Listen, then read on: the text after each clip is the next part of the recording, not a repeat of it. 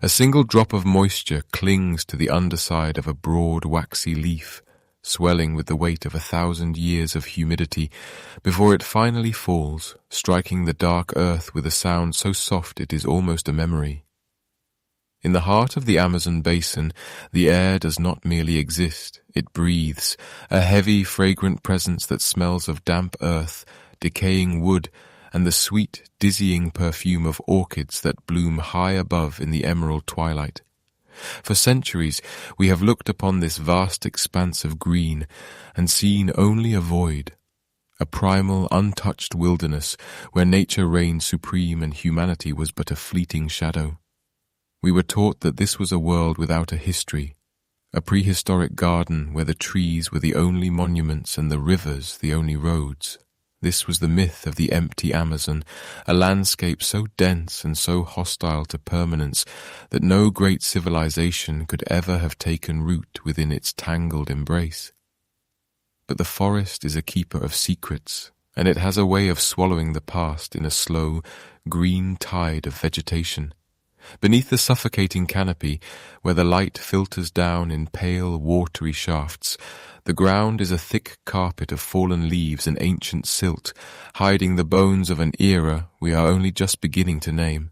For a long time the sheer scale of the basin, over 2 million square miles of interlocking rivers and impenetrable thickets, made it impossible to see the truth that lay directly beneath our feet. We moved through the undergrowth like blind men touching the skin of an elephant, never realizing that the strange mounds and subtle depressions in the soil were not the work of nature, but the deliberate, geometric signatures of a lost world. It was only when the forest began to recede, falling back under the relentless pressure of modern life, that the veil was finally lifted. As the trees were cleared for cattle and crops, the scars on the earth became visible from the heavens.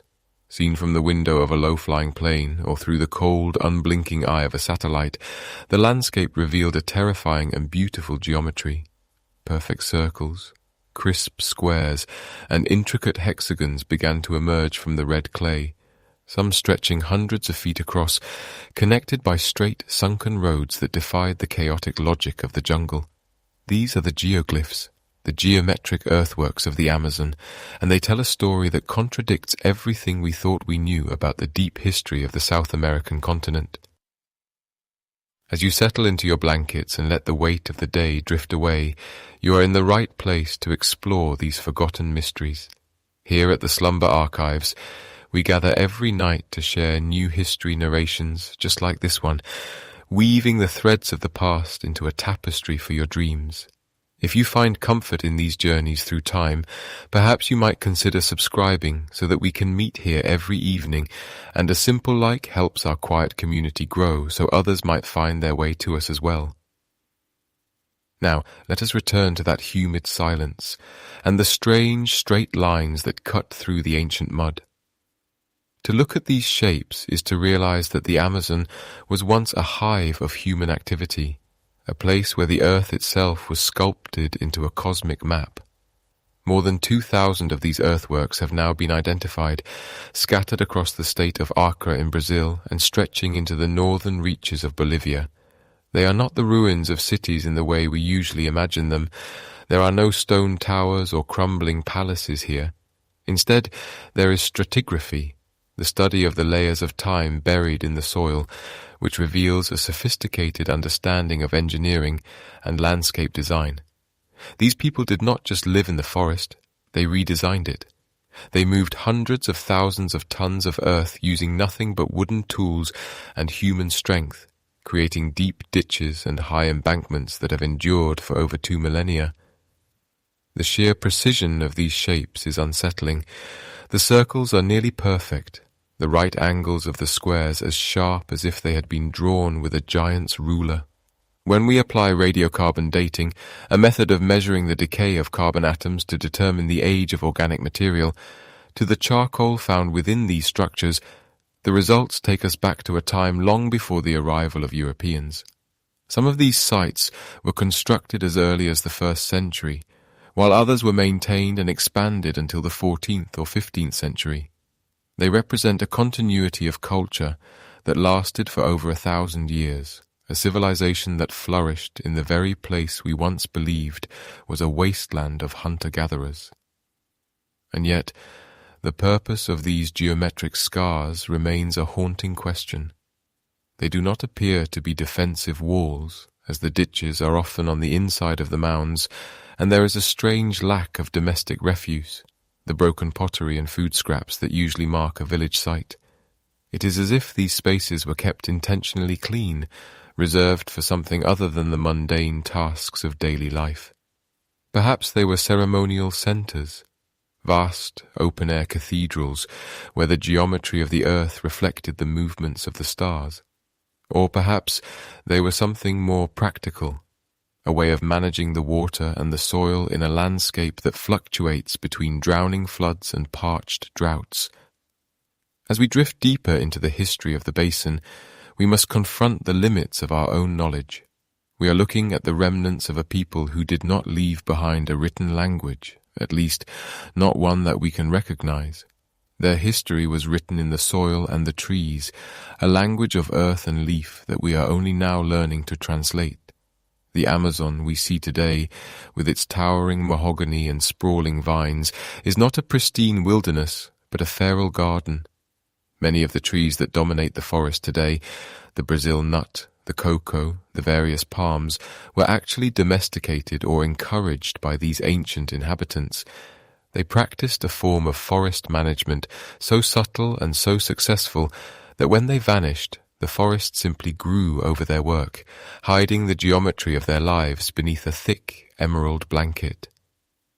There is a profound silence that hangs over these sites, a sense of deep time that hums in the air like the drone of a cicada.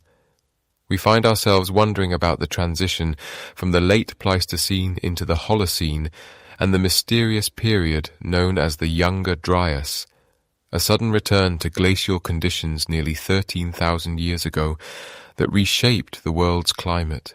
Did the ancestors of the geoglyph builders witness these cataclysms?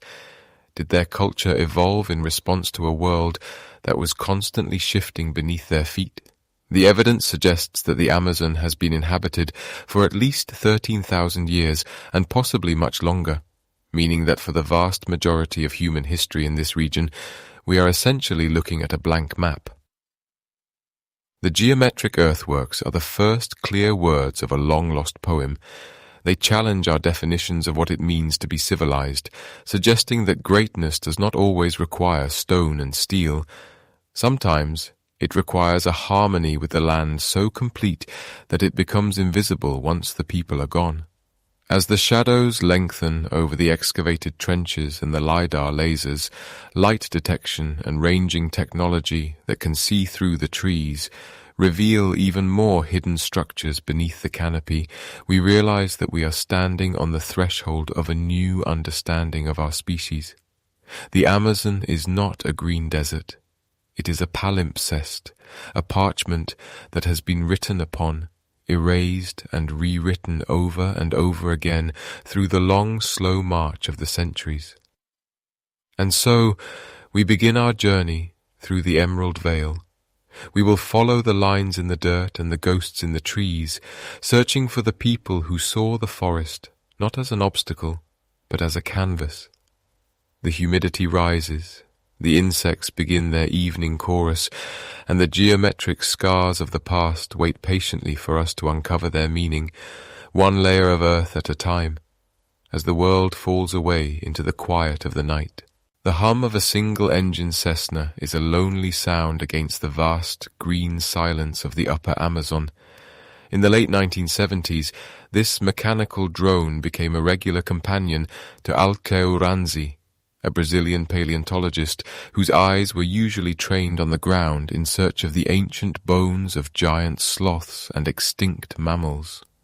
At that time, the state of Acre was undergoing a violent and rapid transformation.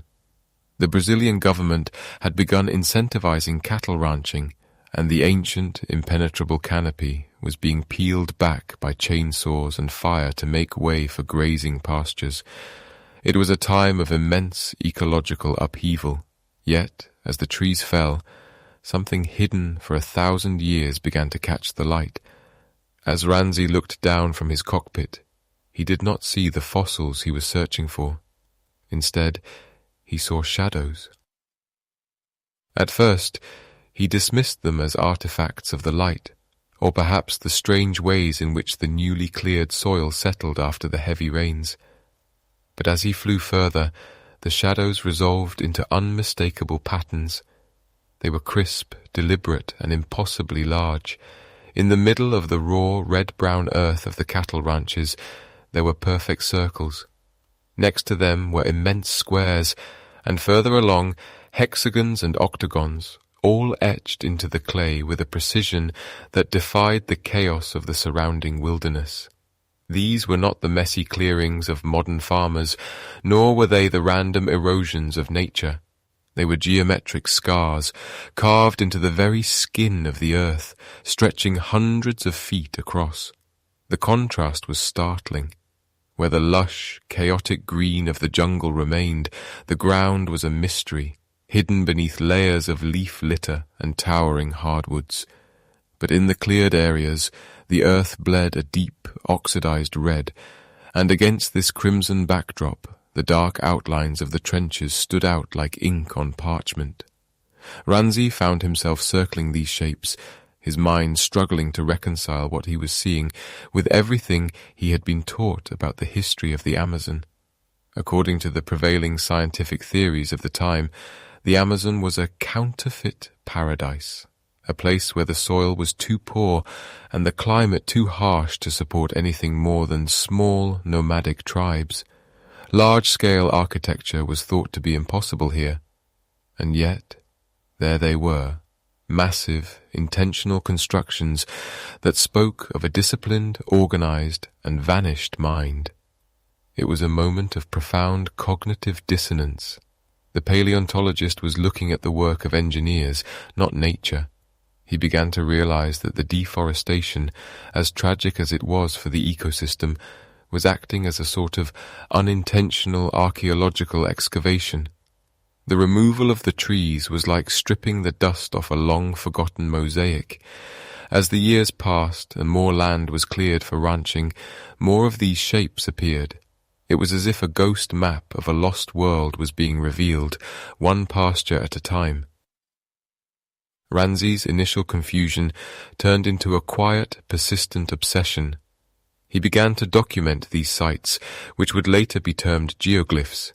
He noted how the trenches were often several meters deep and several meters wide, with the excavated earth piled up into neat embankments. These were not mere scratches in the dirt. They were monumental earthworks that would have required the coordinated labor of hundreds, perhaps thousands, of people. He wondered about the hands that held the wooden shovels and the minds that understood the geometry required to strike a perfect circle across a sloping hillside. The scale of it was difficult to grasp from the ground.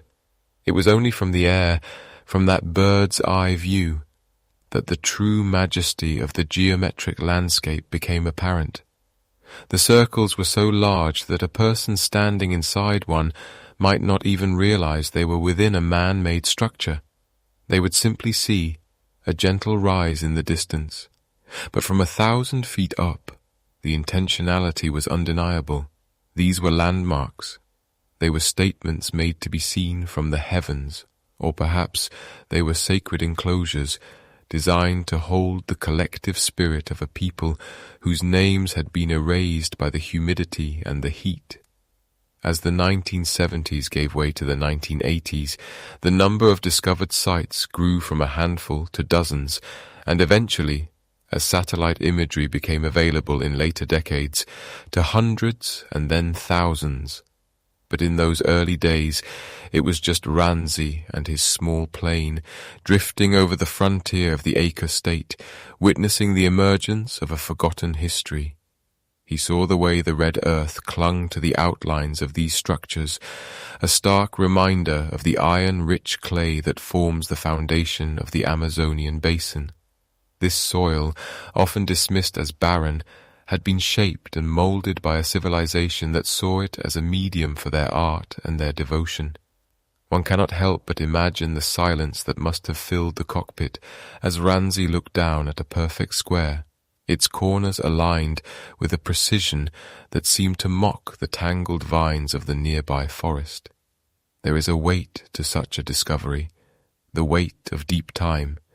You are looking at the remnants of a world that functioned perfectly for centuries, a world that had its own laws, its own gods, and its own way of measuring the stars, all of which vanished so completely that we didn't even know they existed until we began to destroy the forest they left behind. The realization that these were not natural formations changed everything. It meant that the history of the Americas was far older and far more complex than the textbook suggested. These earthworks, or geoglyphs, were the first clues in a mystery that would span the entire basin. They suggested a level of social stratification and sedentary life that was supposed to be impossible in the rainforest. To build a circle 300 meters in diameter requires a surplus of food, a stable population, and a shared vision. It requires a society that has moved beyond mere survival and into the realm of the monumental. Meanwhile, the cattle continued to graze, oblivious to the fact that they were treading on the sacred cathedrals of a lost era. The red dust kicked up by their hooves settled into the ancient trenches, slowly filling them back in, as if the earth itself was trying to reclaim its secrets once more. Ranzi knew that he was seeing a fleeting window into the past. The same forces that were revealing the geoglyphs, the fires, the bulldozers, the expansion of the frontier, were also threatening to erase them before they could be properly studied. As the sun would begin to dip low on the horizon during those early survey flights, casting long, dramatic shadows across the acre landscape, the geometric shapes would seem to pulse with a life of their own. The circles became dark rings of mystery, and the squares looked like the foundations of cities that never were. The contrast between the vibrant, living green of the remaining jungle and the stark, skeletal red of the revealed earthworks created a visual tension that stayed with Ranzi long after he landed. It was a landscape of scars, yes, but they were scars that told a story of a profound human connection to the land. The questions began to pile up as quickly as the sightings. Who were these people? Why did they choose these specific shapes? And perhaps most hauntingly, what happened to them? The earthworks did not appear to be defensive fortifications.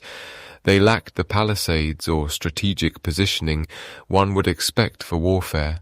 They were not homes, as very little domestic refuse was found within their perimeters during those first tentative investigations.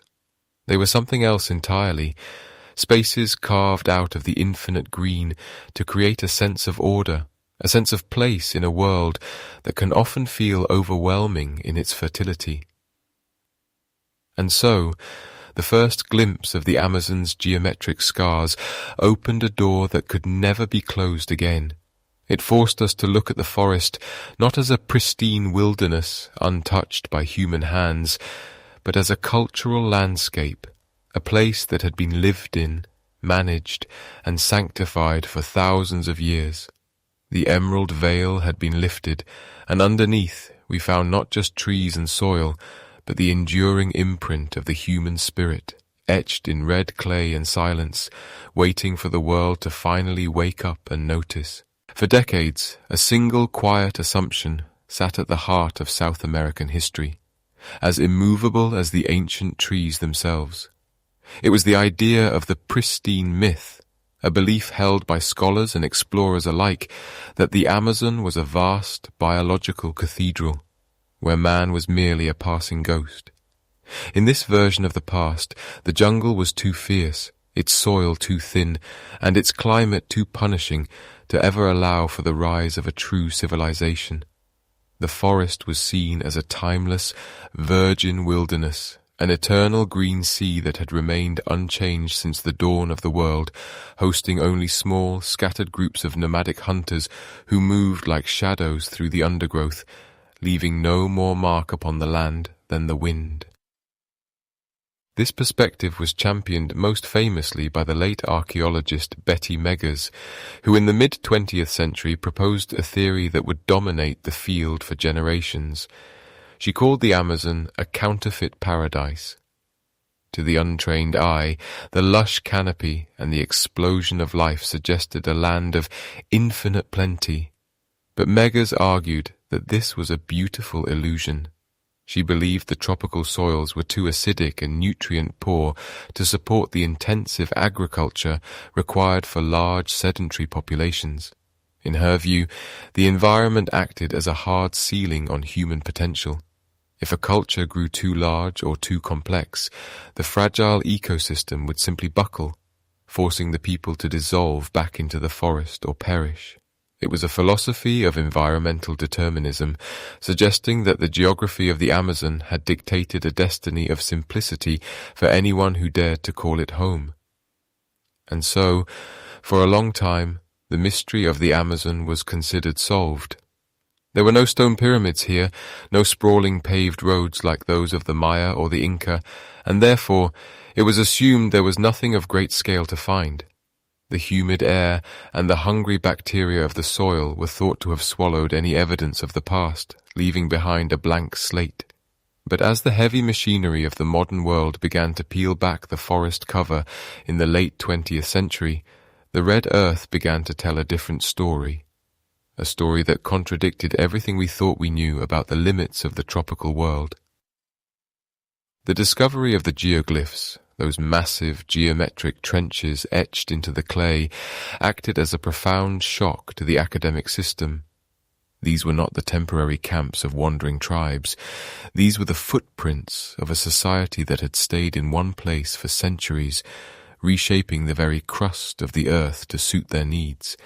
To dig a trench several meters deep and hundreds of meters long requires more than just a few hands. It requires a surplus of food, a structured social hierarchy, and a shared vision that spans generations. The sheer scale of the earthworks suggested that thousands, perhaps tens of thousands of people had once lived in organized communities where we once thought there was only empty space. This revelation sparked a massive paradigm shift in archaeology, a turning point where the pristine myth began to crumble under the weight of the evidence. Researchers started to realize that the Amazon was not a wilderness at all, but rather a domesticated landscape. The ancient inhabitants had not merely survived within the forest, they had engineered it.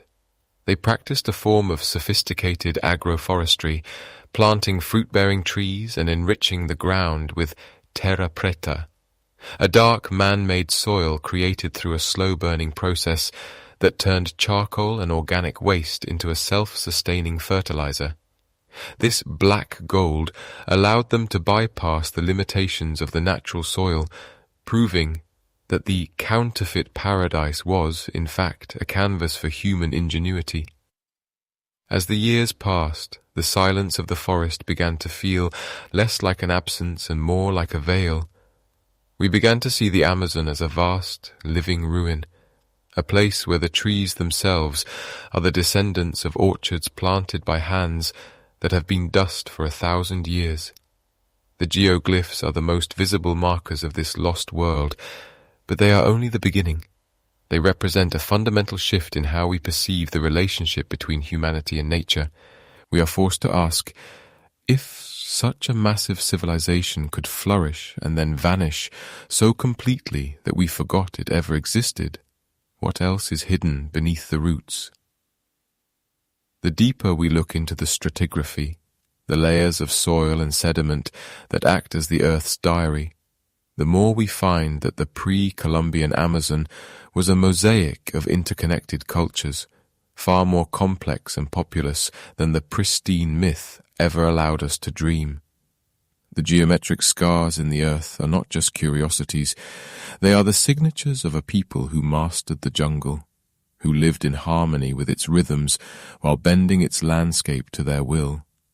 They remind us that history is often written in the things we cannot see, and that sometimes the greatest discoveries are found not by looking for what is there, but by questioning why we believed it was ever empty to begin with. in this quiet, unfolding mystery, we find ourselves standing at the edge of a new understanding of deep time. We are beginning to see the Amazon as a place of enduring memory, where the earth remembers the footsteps of millions. The pristine myth has been replaced by a sense of profound wonder, a realization that we are walking through a garden that was tended for millennia, a place where the line between the natural and the man-made has blurred into a single, beautiful tapestry of green and gold. The emerald veil has not just been lifted, it has been transformed into a map of a forgotten world, waiting for us to trace its lines and learn its secrets.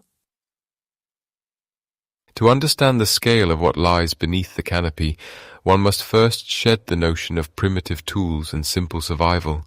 When we look closely at these geometric scars, we are not looking at the casual clearings of a wandering tribe, but at the deliberate mathematical precision of master architects who spoke a language of earth and void. Imagine, if you will, the sheer physical weight of the task. These are not merely lines scratched into the topsoil, they are massive trenches, some plunging 5 meters into the clay and stretching 11 meters wide.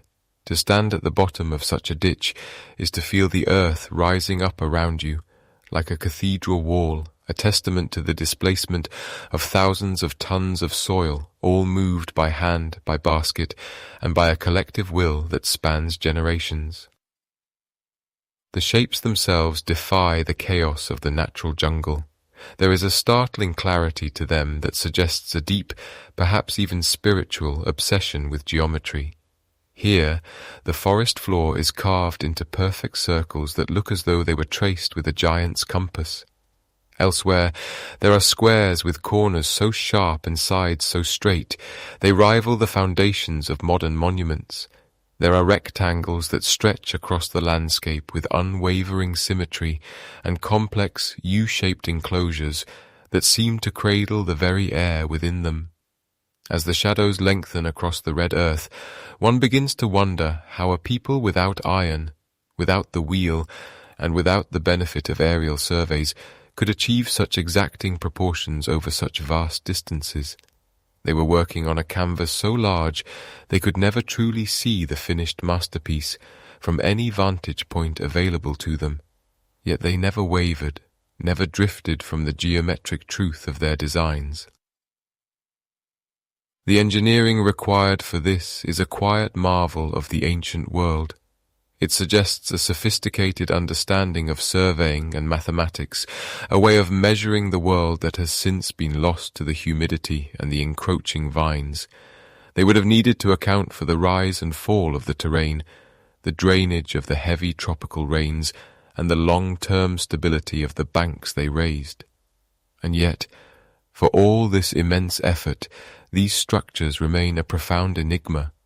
When we think of great earthworks or walled perimeters in other parts of the world, our minds often turn to defense, to the grim necessity of forts, moats, and battlements designed to keep an enemy at bay.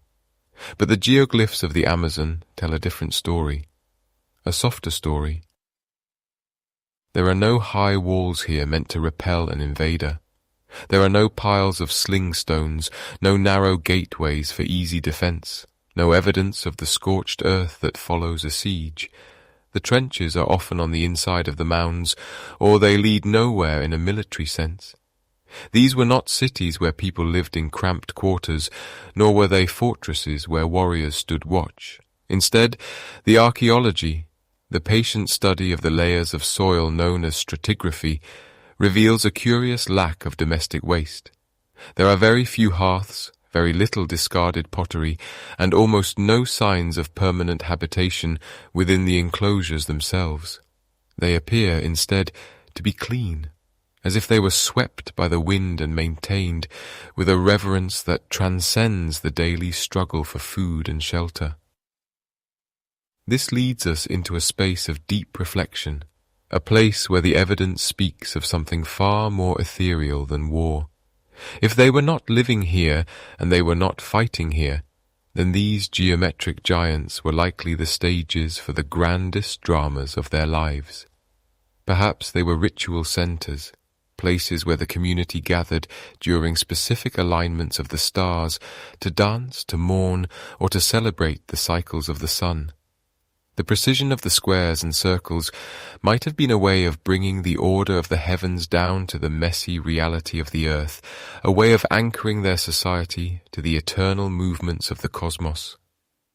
As we trace the perimeter of a 2,000-year-old rectangle, we are tracing the boundaries of a thought process that valued symmetry and space above all else. The effort to dig these trenches, to move the earth and shape the world so fundamentally, suggests that the act of creation was itself a form of devotion. Every basket of soil carried away was a prayer. Every meter of a perfectly straight line was a testament to their place in the universe. They were not merely surviving in the Amazon, they were decorating it, turning the wild basin into a structured, meaningful landscape that reflected their internal world. The silence that now hangs over these sites is heavy with the weight of forgotten ages. We can measure the depth of the ditches and calculate the angles of the corners, but the why remains just out of reach, shimmering like a mirage in the heat. We are left with the physical remains of a philosophy we can no longer read, a grand architectural language written in the very skin of the planet. These are not the scars of a civilization that struggled against nature, but the fingerprints of one that moved in harmony with it, using the earth as both their medium and their message. Meanwhile, the forest continues its slow, patient work of reclamation, wrapping the geometry in roots and leaf litter, as if guarding the secrets of the engineers who once dared to draw perfect circles in the mud.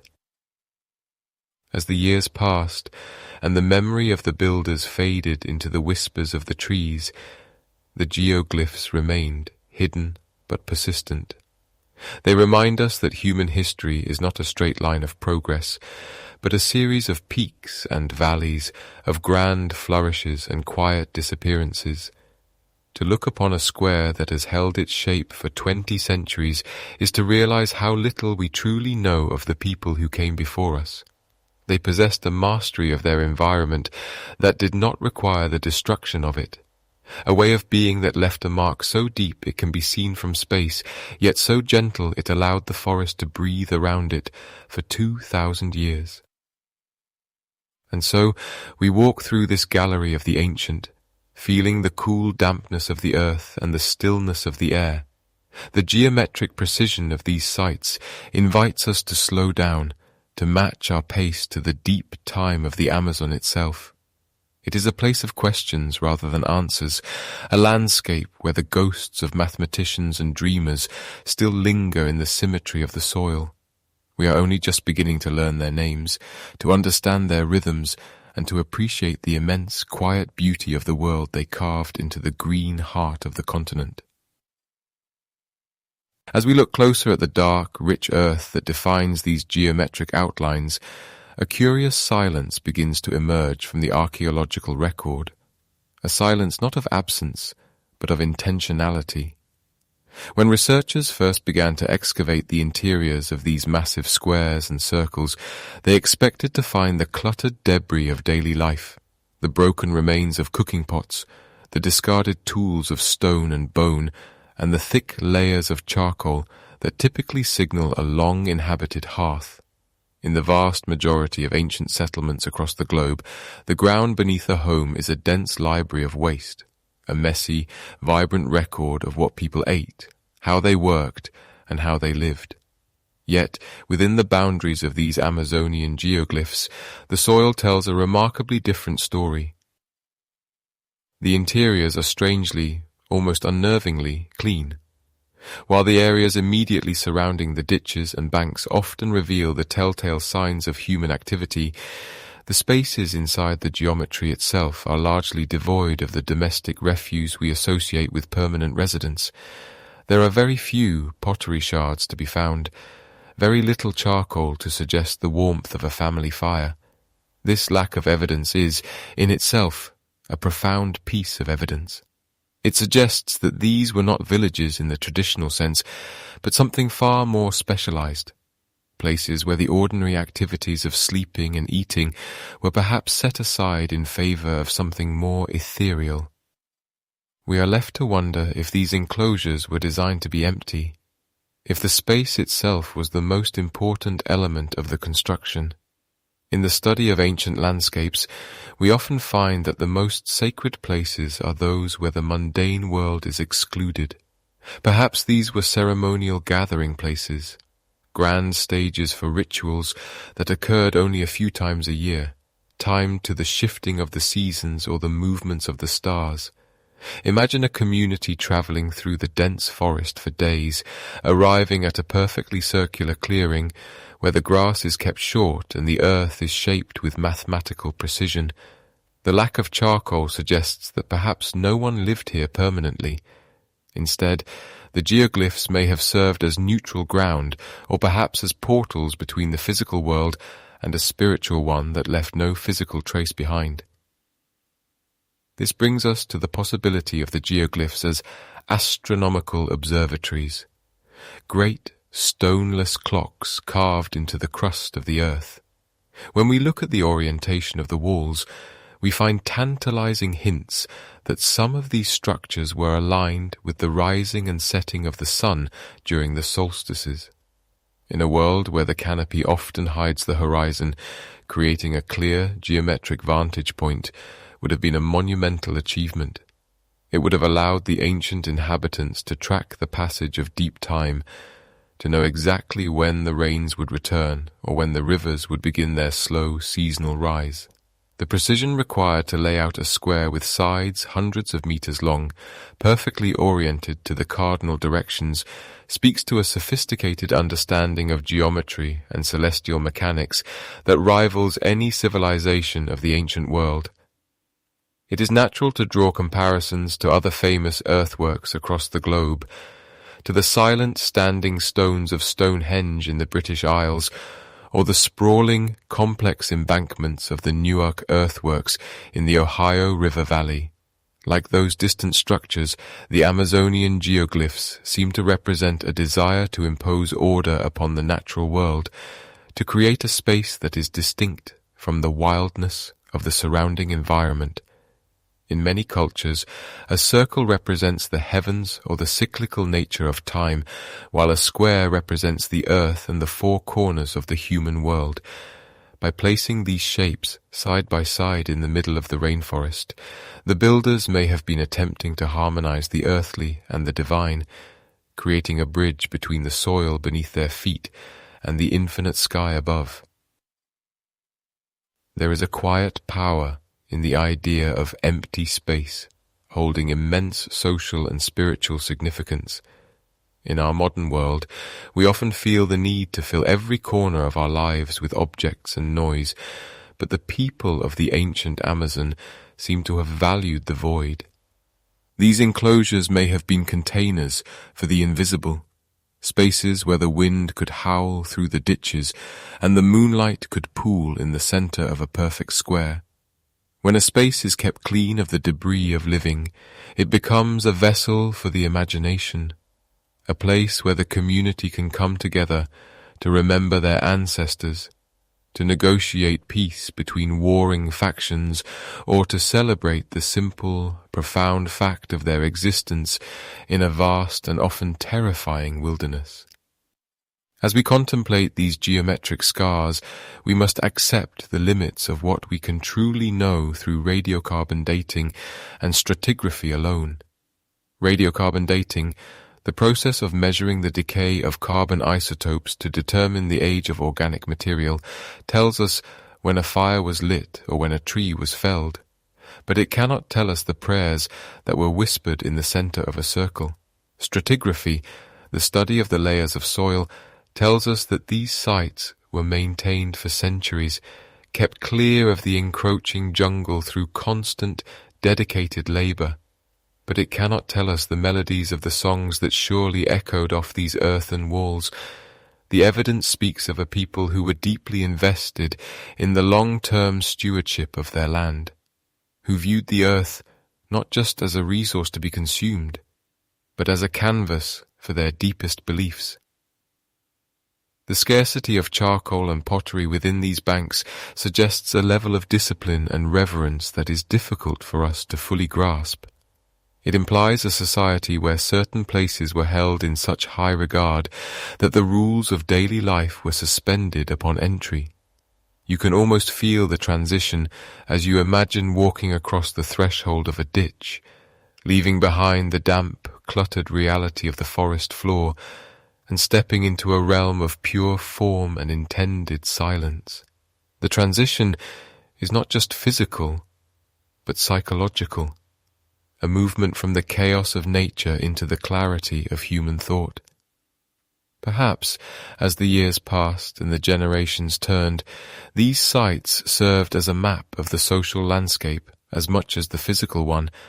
Different groups may have claimed different enclosures, using the unique geometry of each site to define their identity and their place in the world. And yet, the shared language of these shapes, the consistent use of circles and squares across hundreds of miles, suggests a unified cultural vision that transcended individual tribes or villages. It was a shared dream written in the soil, a testament to a civilization that understood the importance of looking upward and inward, even as they navigated the complexities of the green world around them. We are left standing on the edge of these great, silent works, feeling the weight of forgotten ages pressing against the present. The geoglyphs remind us that history is not just a series of events, but a series of spaces, spaces that were once filled with breath and light, and are now filled with the slow, patient growth of the forest. As we move forward in our journey through the Amazon's hidden past, we carry with us the image of these empty centers, these quiet monuments to a people who found beauty in symmetry and meaning in the very shape of the ground beneath their feet. The mystery of their purpose remains, like a low hum beneath the sound of the rain, inviting us to keep listening, to keep looking, and to respect the secrets that the earth is not yet ready to reveal. If you were to reach down and run your fingers through the floor of a virgin rainforest, you would likely find a soil that is surprisingly thin, a pale, acidic clay that offers little in the way of nourishment. It is one of the great paradoxes of the natural world that the most lush, vibrant greenery on our planet grows from ground that is, in many ways, a desert. The nutrients are locked away in the living canopy above, recycled so quickly that the earth beneath remains exhausted and frail. And yet, as the modern world peels back the emerald curtain of the Amazon, it has stumbled upon something that defies this biological law. In the shadows of the great geometric scars, tucked into the earth near the embankments and the ditches, lies a substance known as Terra Preta, the black gold of the ancient world. It is a soil so dark, so rich, and so profoundly fertile that it stands out against the surrounding yellow clay like a charcoal drawing on a pale canvas. This is not the work of nature alone. It is a legacy of intentionality, a testament to a people who did not merely inhabit the jungle, but who learned to rewrite its very chemistry over the course of thousands of years. As we look closer at this dark earth, we begin to see that it is a complex mosaic of human existence. It is a mixture of fine-grained charcoal, of pulverized bone, of manure, and of millions upon millions of tiny pottery fragments, all woven together into a deep, velvety loam. The charcoal is perhaps the most vital ingredient.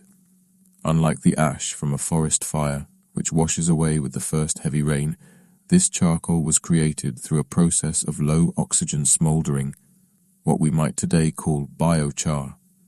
It acts as a microscopic cathedral for life, its porous structure providing a permanent home for beneficial fungi and bacteria, holding on to moisture and nutrients for centuries after the hands that tended it have returned to the dust.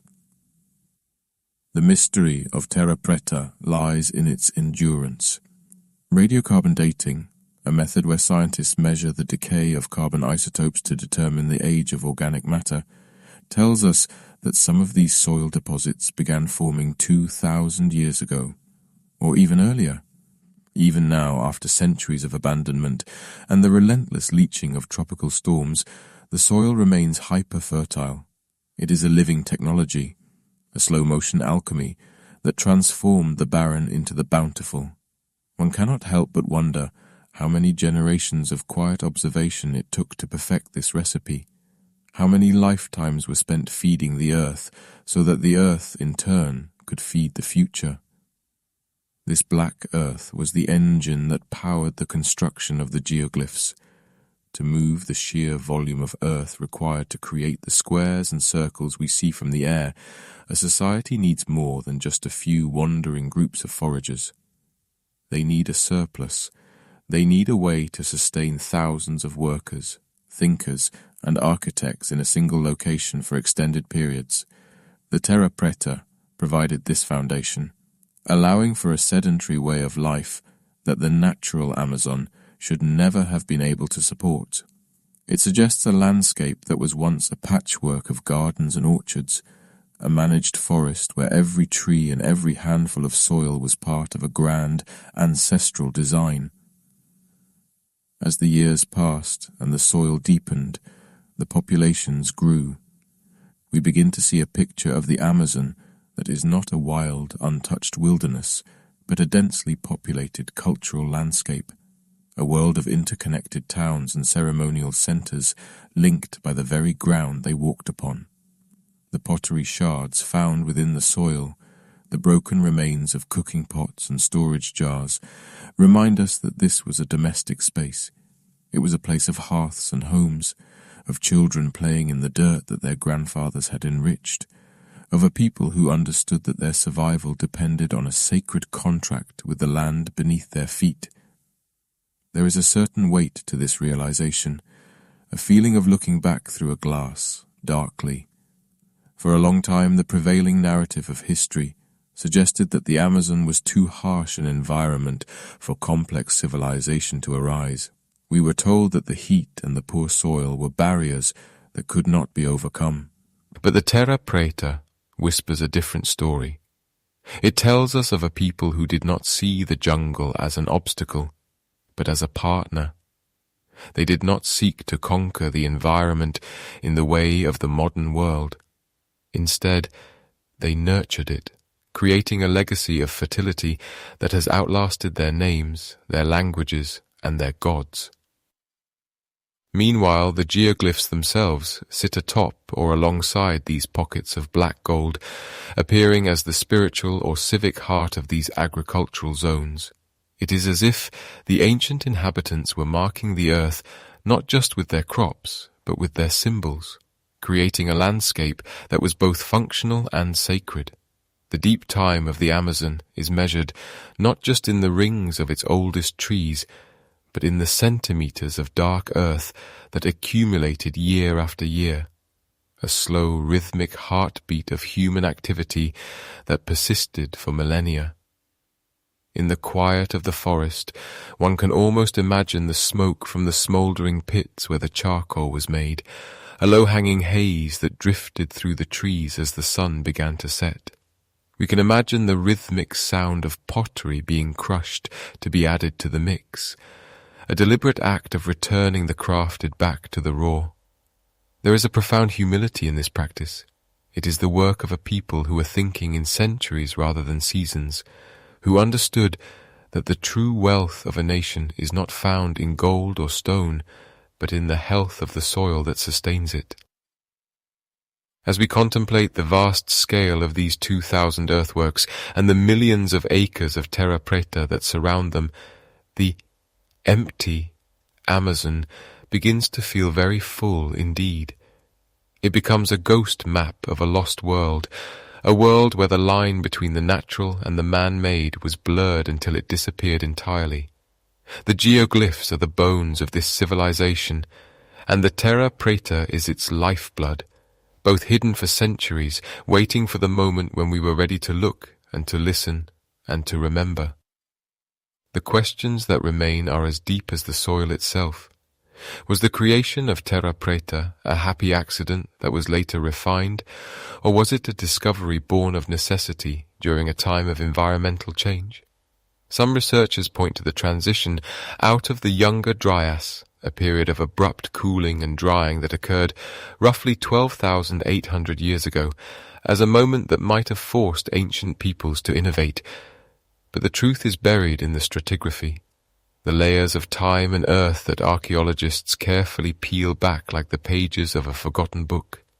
Each layer of black earth is a sentence, each fragment of pottery a word, telling a story of resilience and ingenuity that we are only just beginning to translate. And so, we stand on the edge of these ancient gardens, feeling the cool dampness of the jungle air and the incredible age of the ground beneath us.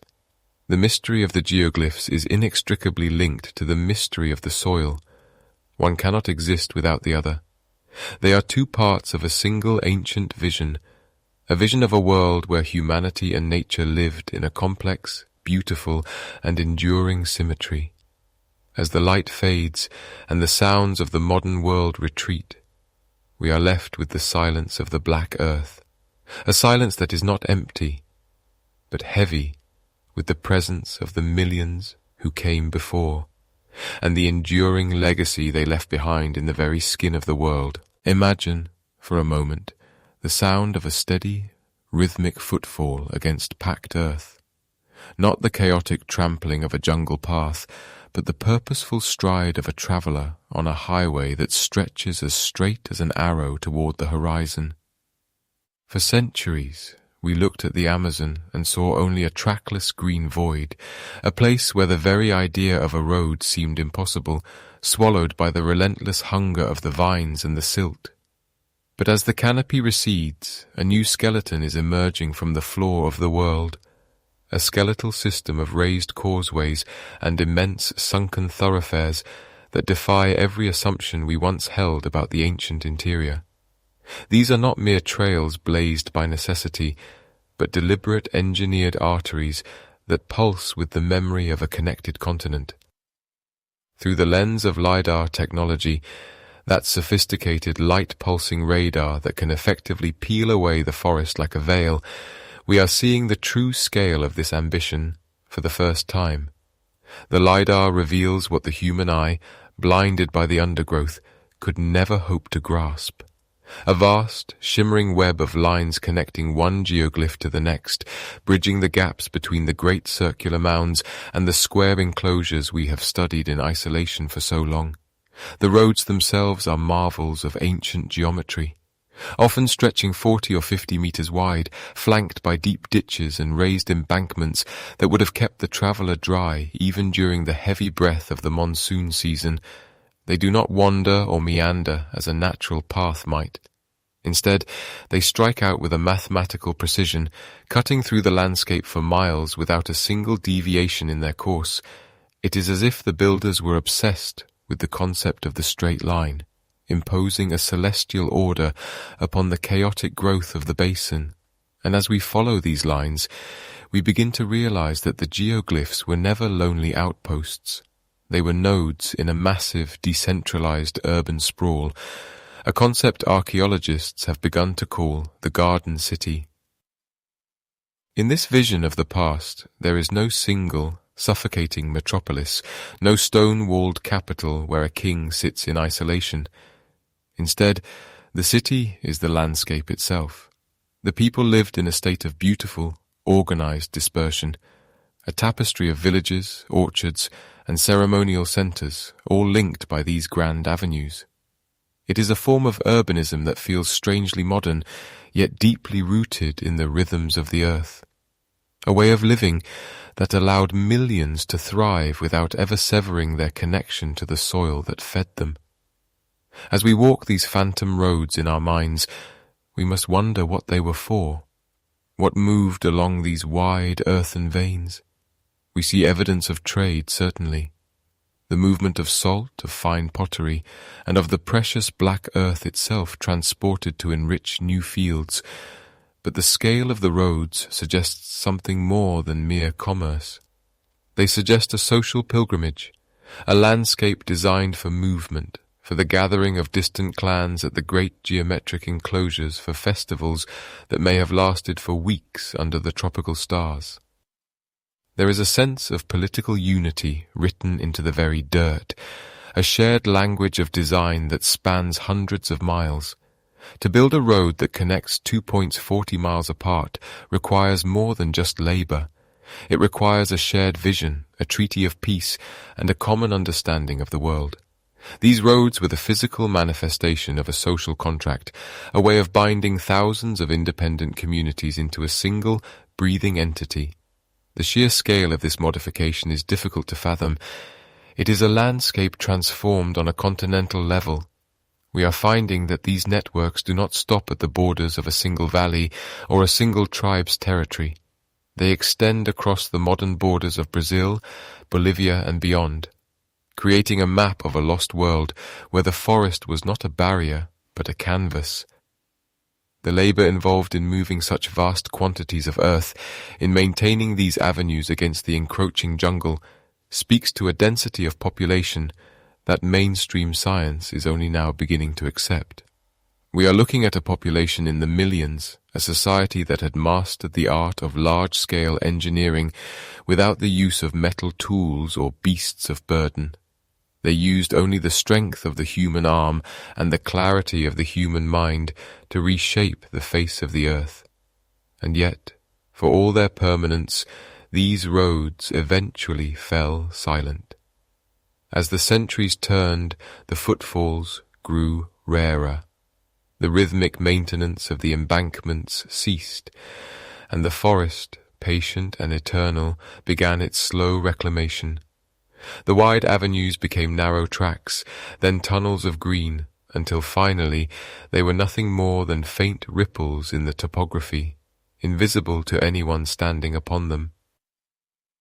They became ghosts of infrastructure, hidden beneath the leaf litter, waiting for a future age to possess the technology to see them once more.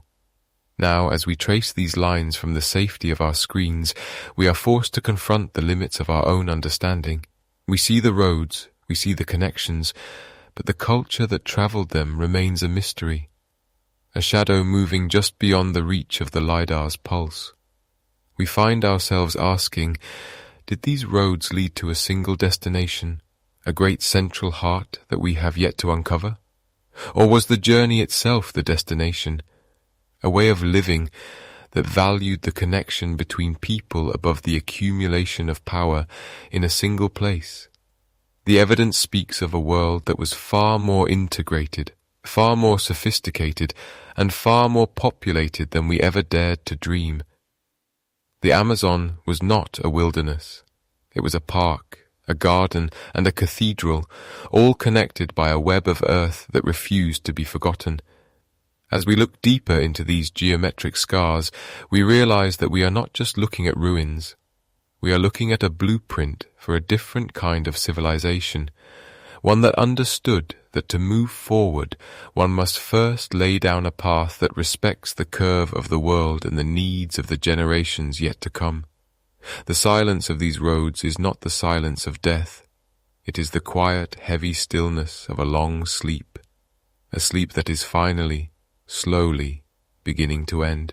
To understand the hands that move this earth, we must first listen to the soft, rhythmic ticking of the atomic clock hidden within the soil itself.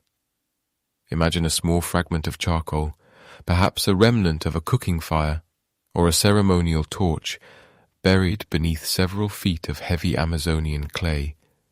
Through the process of radiocarbon dating, the careful measurement of decaying carbon atoms that tells us exactly when a living thing ceased to be, archaeologists have begun to map the heartbeat of this civilization across the vast expanse of deep time. What they found was not a brief flash of activity, but a steady, deliberate pulse that spanned more than a millennium. The data whispers to us of a peak period of construction beginning around the year 0 and continuing with remarkable consistency until approximately 1250 AD. As the centuries drifted by, the shapes carved into the landscape were not static. They breathed and shifted like the forest canopy itself. In the earliest layers of this history, the earthworks often took the form of simple, elegant circles, perhaps echoing the shape of the horizon or the path of the sun. But as the generations passed and the culture matured, the geometry grew more complex. Squares began to appear, their corners aligned with a precision that suggests a sophisticated understanding of the cardinal directions. Later still, we see composite shapes, circles nested within squares, or interconnected enclosures, joined by those long, straight avenues we have come to admire. This evolution of style suggests a living tradition, a school of architectural thought that was passed down from teacher to apprentice, father to daughter, for over 50 generations. It was a language of landscape that was constantly being refined, yet it always retained its core grammar of symmetry and balance. And so, we find ourselves wandering through a map of shared identity that defies our modern understanding of borders. During this 1,000-year golden age, these geometric scars were not the work of a single, monolithic empire under the thumb of a lone emperor. Instead, the evidence suggests a vast, interconnected network of diverse linguistic groups, people who spoke different tongues and likely held different local customs, yet they all subscribed to the same grand geometric vision. From the upper Purus River to the edges of the Bolivian lowlands, the similarities in the ditch depths, the embankment heights, and the specific angles of the enclosures are too consistent to be accidental. It is as if a single, unifying idea had taken root in the minds of millions, a cultural blueprint that allowed people of different backgrounds to recognize one another as part of the same sacred order. They were building a shared world, one basket of earth at a time, creating a landscape of peace and predictability in a wilderness that is often anything but. The sheer scale of this cooperation is difficult to grasp. To move hundreds of thousands of tons of earth without the aid of beasts of burden or iron tools requires more than just physical labor. It requires a profound sense of social harmony. We can almost hear the rhythmic thud of wooden spades and the low murmur of voices as thousands of people worked in concert, driven not by the whip of a tyrant, but by a collective devotion to the geometry of their ancestors. They were writing their history into the crust of the earth, ensuring that even if their names were forgotten, the evidence of their unity would remain. Meanwhile, as we trace the timeline toward its conclusion, we encounter a mystery that is as chilling as it is quiet. For over 1,000 years, the construction never faltered. The ditches were cleaned, the embankments were maintained, and new enclosures were added with the turning of the centuries. But then, shortly before the first European sails appeared on the distant horizon, the building simply stopped. The radiocarbon dates tell a story of a sudden, unexplained cessation of activity around the year 1450 AD. It was not a slow decline or a gradual fading away. It was as if, in the span of a single generation, the grand project was abandoned. The spades were laid down, the avenues were left to the creeping vines. The geometric precision that had been maintained for a millennium was surrendered back to the chaos of the jungle.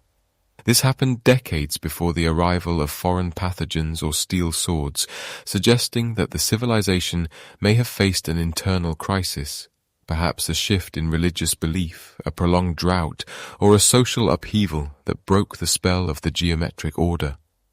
By the time the first explorers hacked their way into these regions, the great earthworks were already being swallowed by the green, their creators having vanished into the mopes of history, leaving behind only these silent, haunting scars to tell us that they were once here, and that they once knew a harmony we are only just beginning to remember. Consider the scent of the forest after a heavy rain, that thick, humid perfume of damp earth and crushed leaves that seems to rise from the very floor of the world. For centuries, we looked upon this vast expanse of green and saw a primal wilderness, a place untouched by human ambition, where nature reigned in a chaotic, beautiful isolation. We imagine the Amazon as a counterfeit paradise, a land too harsh and too nutrient-poor to ever support the weight of a true civilization.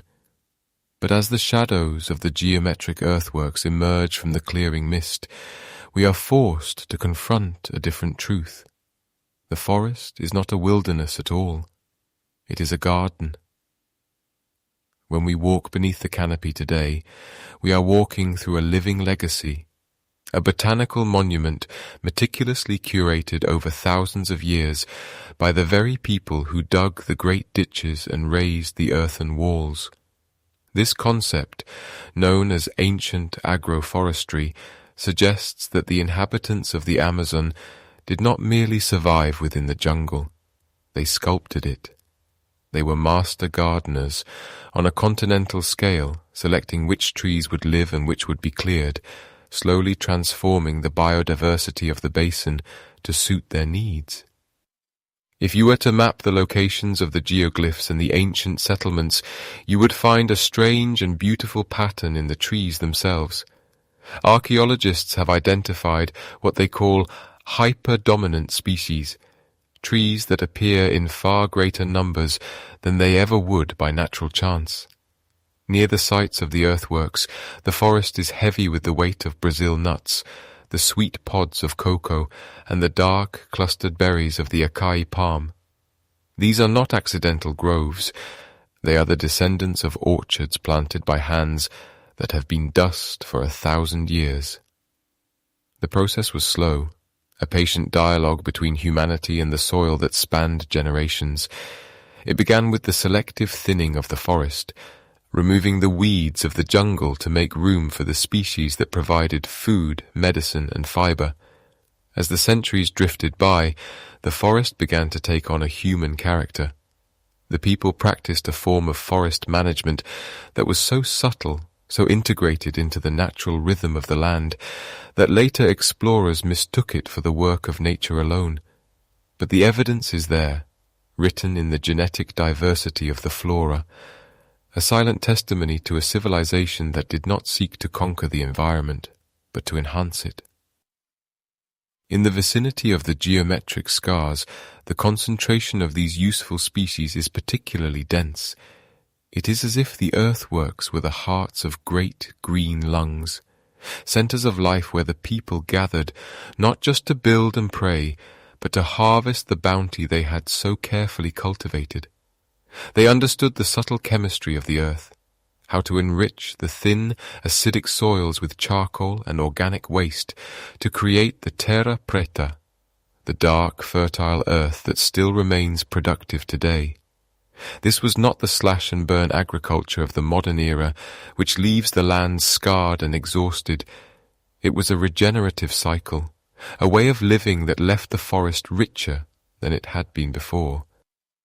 Imagine, if you will, a traveller from the distant past walking along the edge of a great square geoglyph. The air is cool beneath the shade of the towering Brazil nut trees, trees that were perhaps planted by their grandfather's grandfather. There is a sense of deep time here, a realization that the landscape is a tapestry woven by countless ancestors. Every fruit that is plucked, every seed that is sown is an act of remembrance. The forest becomes a library of sorts, a repository of knowledge and sustenance that is passed down through the ages.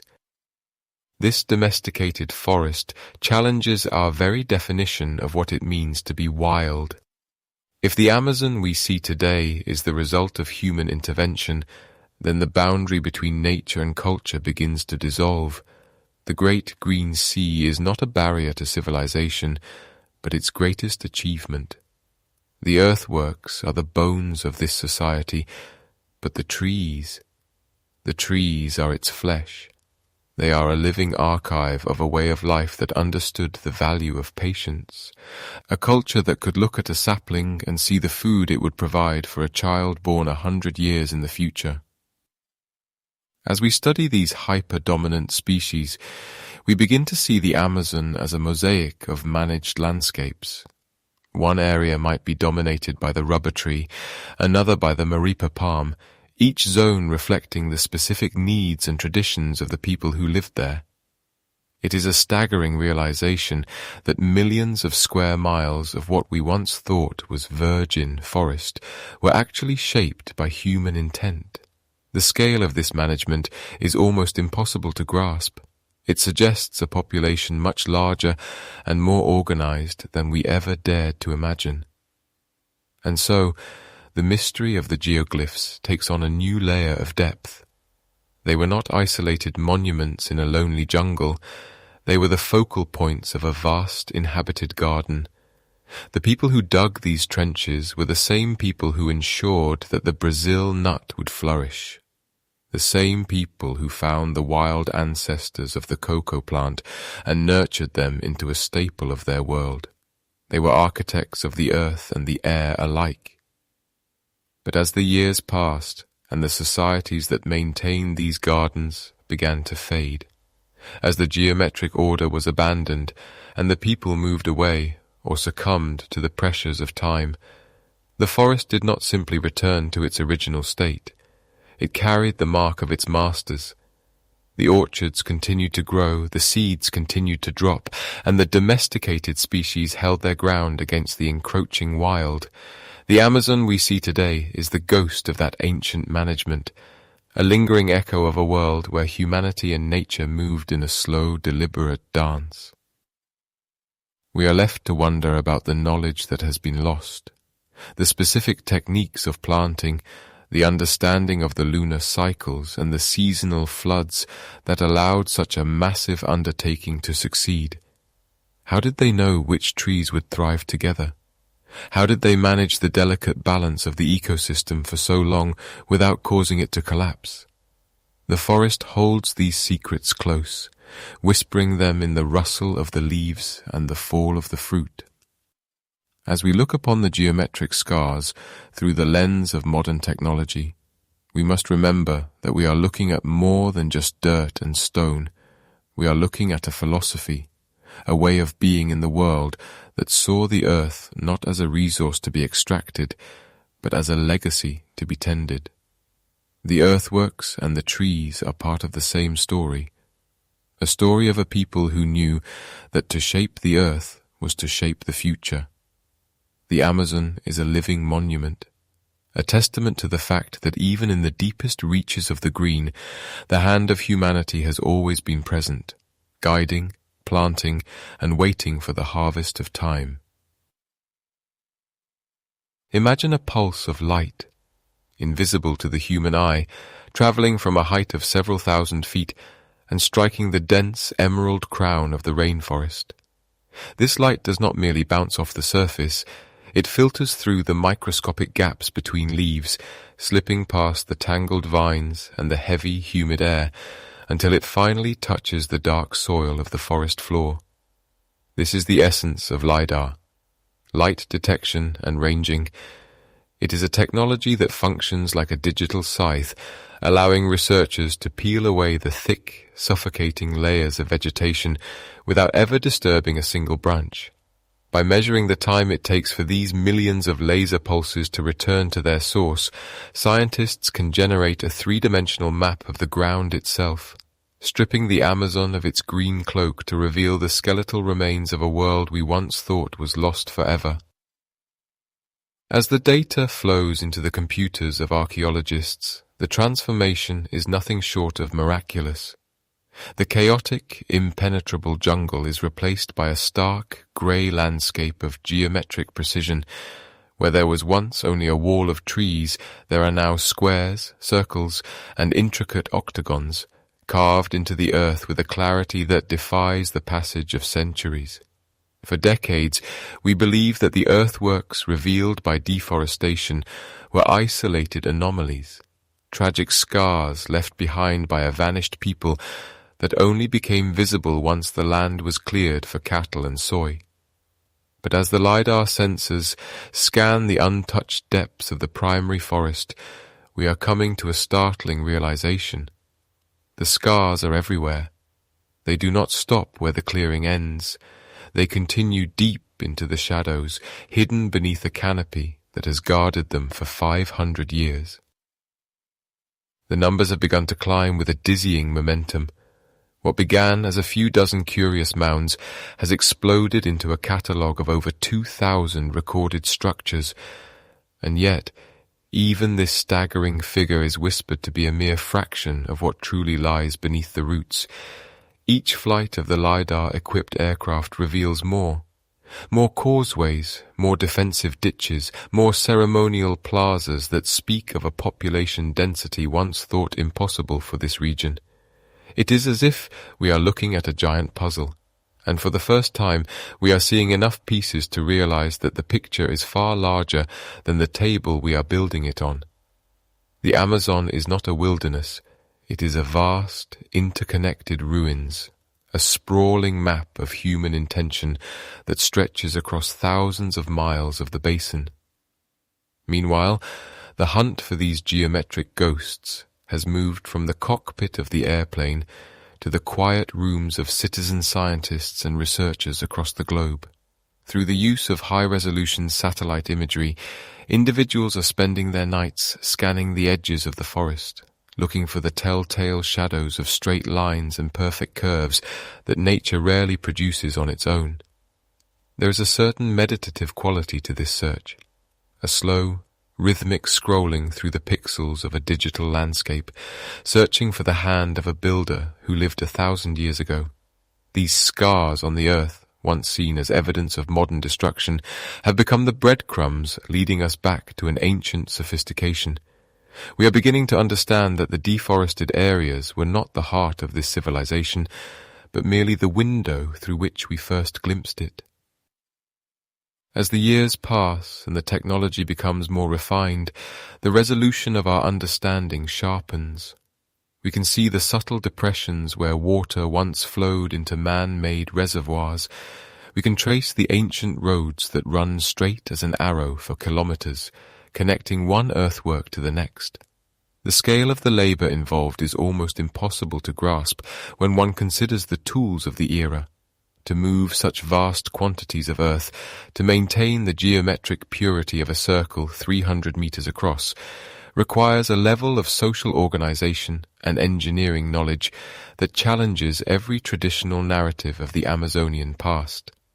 The LiDAR data suggests a landscape that was managed with the same intensity as the great valleys of the Nile or the Indus, yet it was done in harmony with the most complex ecosystem on the planet.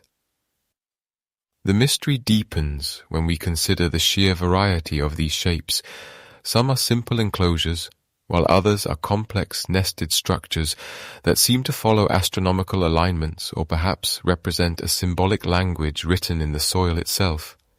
We find ourselves asking, why circles here and squares there? Was it a matter of tribal identity, or did the shapes serve a functional purpose that we have yet to decode? The LiDAR reveals the what, but the why remains buried in the deep time of the jungle. It is a silent dialogue between the past and the present, conducted through pulses of light and the patience of those who watch the screens. There is a profound sense of humility that comes with this work. We are realizing that our previous maps of the world were incomplete, that we have been walking over the rooftops of a forgotten empire without ever knowing it was there. Every new site added to the list of 2,000 is a reminder of the limits of our vision. The Amazon has always been a place of secrets, a cathedral of green where the light struggles to reach the floor. But now, through the cold, precise eye of the laser, the forest is surrendering its outlines. It is a slow revelation, a gradual awakening to the fact that the history of the Americas is far older, far more populated, and far more complex than the stories we have been telling ourselves for centuries. The geometric scars are not just marks on the land. They are the signatures of a people who refuse to be forgotten, waiting for the day when we would finally develop the eyes to see them. There is a profound and unsettling irony written into the red clay of the Acre region, a paradox that sits heavily in the humid air. We are only able to witness these ancient signatures because the emerald canopy that protected them for centuries is being systematically stripped away. The very act of destruction is the catalyst for our discovery. As the chainsaws bite into the hardwood and the fires clear the undergrowth to make room for cattle and soy, the earth is laid bare, revealing a geometry that was never meant for our modern eyes to see. It is as if the rainforest, in its final moments of retreat, is offering up its secrets like a dying witness, desperate to tell one last story before the silence of the pasture takes hold. The pace of this transformation is staggering, occurring within what researchers call the arc of deforestation. This is a vast, sweeping crescent along the southern and eastern edges of the Amazon basin, where the frontier of human industry pushes relentlessly into the deep green. Here, the transition from ancient woodland to industrial landscape happens with a violent speed that defies the slow, patient rhythms of the forest. In a matter of weeks, 1,000 years of biological growth is leveled, replaced by the uniform green of soy fields or the dusty gold of grazing lands. And there, beneath the fallen giants, the geometric scars emerge, perfect circles, sharp-edged squares, and interconnected hexagons that seem to vibrate with the intention of their makers. As the cattle wander over these earthen mounds, they tread upon a history that is being erased even as it is being found. This is the double-edged sword of our current era. The removal of the trees allows the satellite and the drone to map the extent of these earthworks with startling clarity, but the same process destroys the delicate stratigraphy, the layered history of the soil, that archaeologists need to truly understand who these people were. When the heavy machinery rolls over a geoglyph, it crushes the pottery shards, the charcoal remains of ancient hearths, and the microscopic traces of pollen that could tell us what these people ate and how they lived. We are in a frantic race against the clock, catching glimpses of a lost world through the smoke of its own burning. The tension between economic necessity and cultural preservation is a quiet, constant hum in the background of these discoveries. For the farmers and ranchers working this land, the forest is a barrier to progress, a wild space that must be tamed to provide for the present. To them, the earthworks are often just obstacles in a field, strange undulations in the ground that make it difficult to drive a tractor or manage a herd. And yet, for the historian, these mounds are more precious than any harvest. They represent a heritage that belongs not just to Brazil, but to the entire human story. A testament to a time when humanity lived in a complex, sophisticated dialogue with the most biodiverse landscape on Earth. One cannot help but feel a sense of mourning as we watch the maps of these sites expand. Every new dot on the archaeological survey represents a patch of forest that no longer exists. We find ourselves in the uncomfortable position of benefiting from a loss we cannot stop. The more the forest recedes, the more the ghosts of the past come into focus, standing in the bright, harsh sunlight of a world they would no longer recognize. It is a slow-motion tragedy where the light of knowledge is fueled by the embers of the wild. In these cleared spaces, the scale of the human presence in deep time becomes undeniable. We are looking at a landscape that was once a garden, a city, and a temple all at once. The sheer number of these earthworks, now numbering over 2,000 and counting, suggests that the Amazon was never the virgin wilderness that early European explorers imagined. It was a managed, anthropogenic environment, shaped by the hands of millions over thousands of years. But as the soy plantations expand, the context of these sites is being severed. A geoglyph isolated in a field of grain is like a single word torn from a poem. We can see its shape, we can recognize its form, but the meaning it held when it was surrounded by the whispers of the forest is increasingly difficult to recover. The risk we face is not just the physical loss of the mounds, but the loss of the questions they provoke. How did these ancient architects manage the soil without exhausting it? How did they maintain such precise geometric proportions across hundreds of miles of rugged terrain? As the landscape is flattened and homogenized for global trade, the nuances of the past are smoothed away. We are left with the outlines, the beautiful and haunting skeletons of a civilization, while the flesh and soul of their world vanish into the haze of the frontier. Meanwhile, the earth itself seems to hold its breath. In the quiet moments before the next clearing begins, one can almost feel the weight of the centuries pressing down. The red soil of the Amazon is old, far older than the civilizations that have risen and fallen upon its surface. It has seen the climate shift, the rivers move, and the forests breathe in and out over cycles of time that make a human life seem like a mere heartbeat. The geometric scars are a part of that deep time now, etched into the skin of the world, waiting for a future that might finally learn how to value the mystery as much as the resource. And so, we continue to watch from above, documenting the emergence of these shapes with a mixture of awe and apprehension. We are the witnesses to a revelation that is also an ending. The patterns in the mud tell us that we are not the first to dream of greatness in these woods, nor are we the first to leave our mark upon the earth. But as the forest disappears, we are forced to wonder what will remain of our own geometry when the ages have passed, and whether there will be anyone left to see the scars we leave behind in our own restless pursuit of the horizon. The sun hangs low over the arc of deforestation, casting long, dramatic shadows across the newly revealed mounds. In this light, the earthworks take on a three-dimensional quality, rising from the dirt like the ribs of some great, buried leviathan. It is a moment of profound stillness, a pause in the relentless march of modern time. In this fading light, the irony of our discovery feels less like a scientific triumph and more like a quiet, somber vigil. We have found the ancestors, but only by destroying the home they built for themselves. The geometric scars remain, beautiful and broken, a map of a world that is slipping through our fingers even as we finally learn to read its language. The air in the deep basin carries a particular weight, a humidity that feels like the breath of the earth itself, heavy with the scent of damp earth and decaying leaves. It is a stillness that belies a violent, invisible transformation that took place long before the first steel blade touched a mahogany trunk.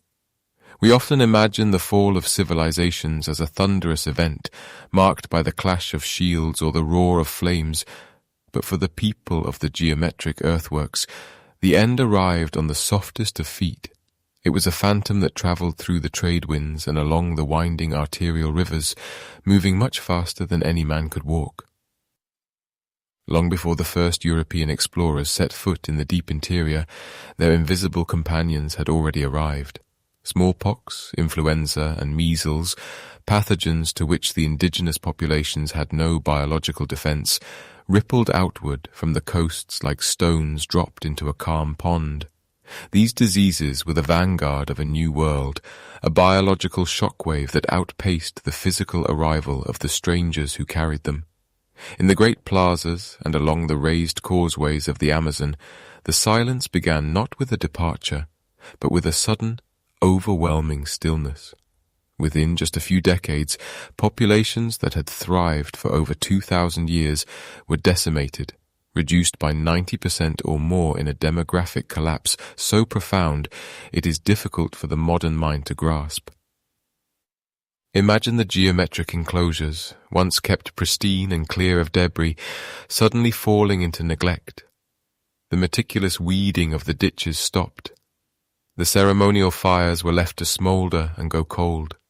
As the social fabric unraveled, the survivors found themselves in a world that no longer made sense. The massive labor forces required to maintain the earthworks, the thousands of hands needed to move the heavy Amazonian clay, simply vanished. The survivors were left with a choice: stay and perish in the shadow of their ancestors' grand designs, or melt away into the green embrace of the forest. And so, a great migration began. Though it was not a journey toward a new land, but a journey toward a new way of being. The people transitioned from the sedentary life of builders and farmers to a more mobile, fluid existence. They became the nomads of the Canopy, moving in smaller groups that were harder for disease to track and easier for the forest to feed. The vast, interconnected networks of villages and ceremonial centers were abandoned to the elements. In the tropical heat, the forest does not wait. It is a patient, relentless tide of green. Within 20 years, the saplings had taken root in the center of the squares. Within 50, the giant ceiba trees had extended their buttress roots over the embankments, pinning the geometric shapes to the earth like stitches in a wound. As the years passed, the memory of what these places were began to shift and soften. When there are no longer enough elders to tell the stories, history transforms into something else. It becomes myth. It becomes a ghost story told around a smaller, more flickering fire. The grand geometric designs, once symbols of a sophisticated understanding of the cosmos and the landscape, were swallowed by the shadows of the jungle. To the generations that followed, the ridges in the earth were no longer seen as the work of human hands, but as the bones of the earth itself, or perhaps the resting places of ancient spirits who had walked the world when the trees were young. There is a haunting quality to this disappearance. It was not a slow decline, but a sudden evaporation of a way of life. The radiocarbon dating, the method scientists use to measure the decay of carbon atoms to determine the age of organic matter, shows a sharp cut-off. The pottery shards stop appearing in the upper layers of the soil. The pollen records show a sudden surge in forest species where agricultural crops once dominated. It is as if a curtain was drawn across the stage in the middle of a performance. The great silence fell over the Amazon, a period of centuries where the forest reclaimed its lost territory, hiding the scars of civilization beneath a thick, impenetrable carpet of biodiversity. The survivors carried the legacy of the earthworks in their blood and their songs, but the physical reality of the monuments faded from view.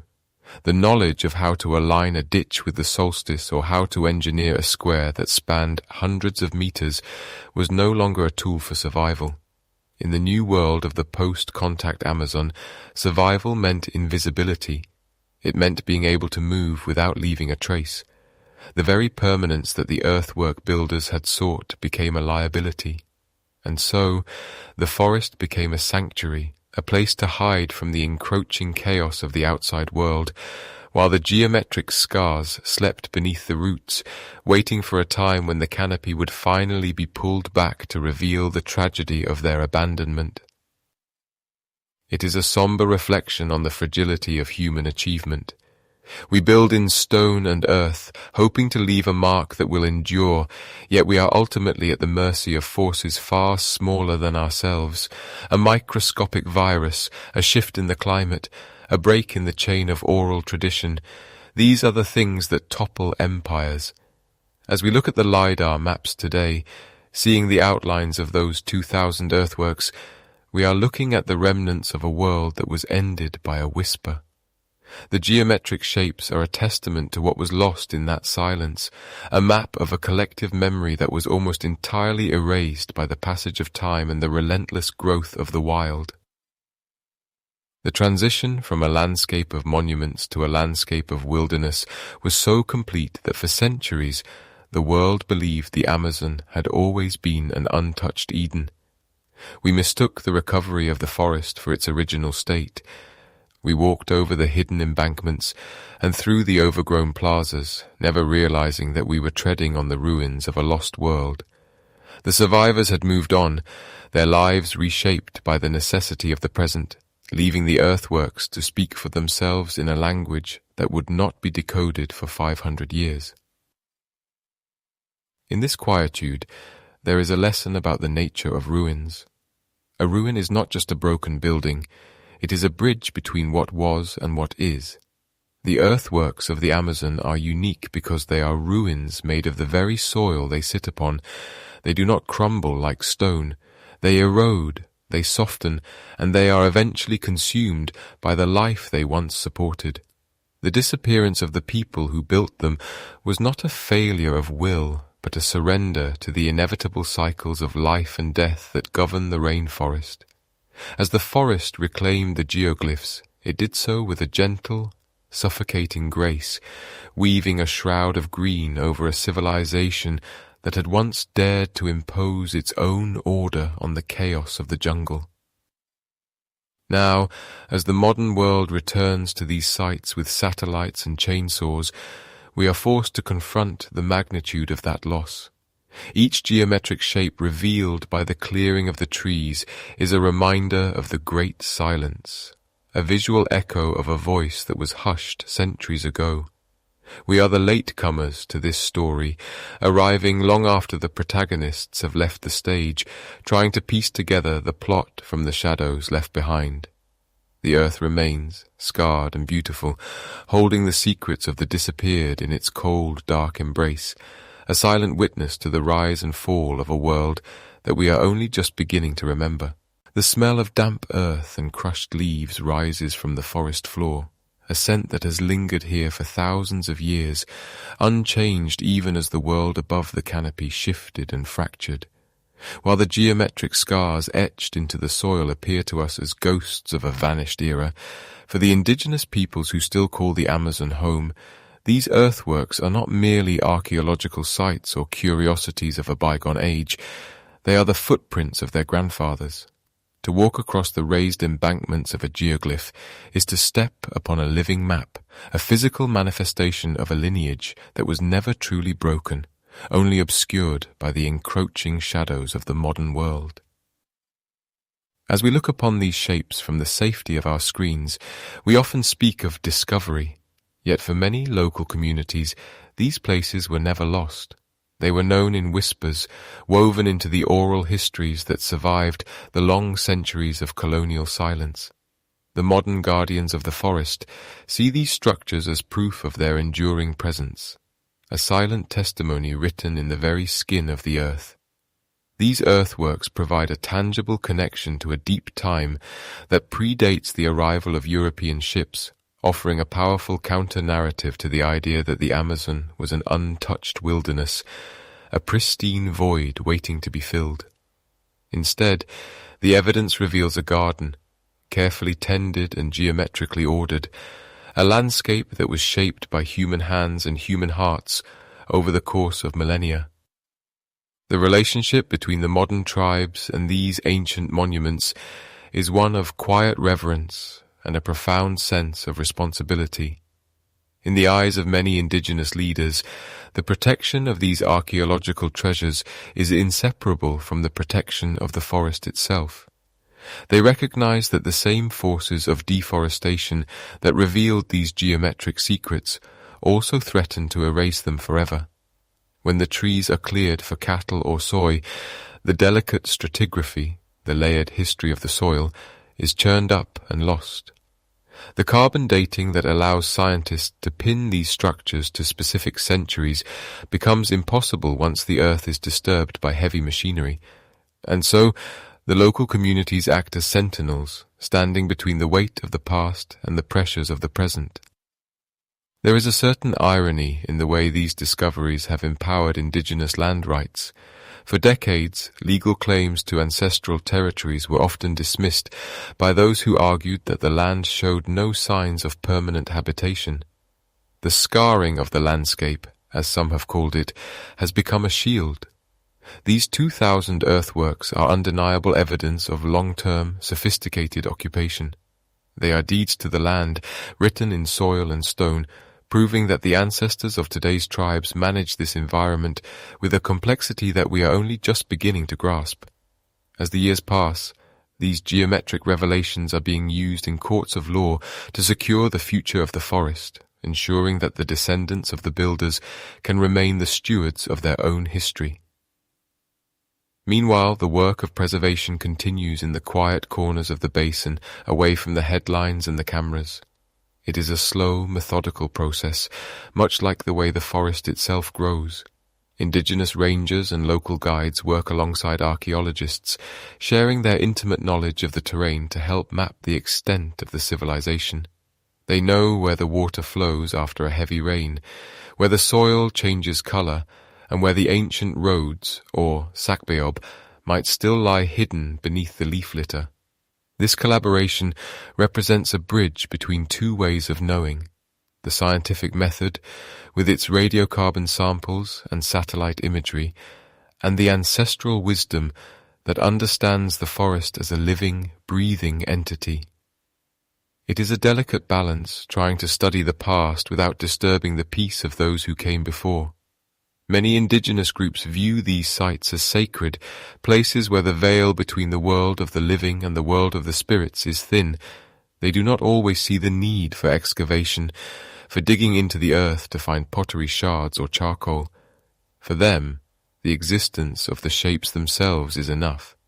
The geometric precision, the perfect circles and the sharp right angles, is a language that speaks of order, of a society that lived in harmony with the celestial cycles and the seasonal floods. To disturb the earth is to disturb the ancestors, and so the modern guardians often advocate for non-invasive techniques, preferring the distant gaze of Lidar and the gentle footsteps of the observer. As the sun filters through the high canopy, casting long, dappled shadows across the forest floor, one cannot help but feel the weight of forgotten ages.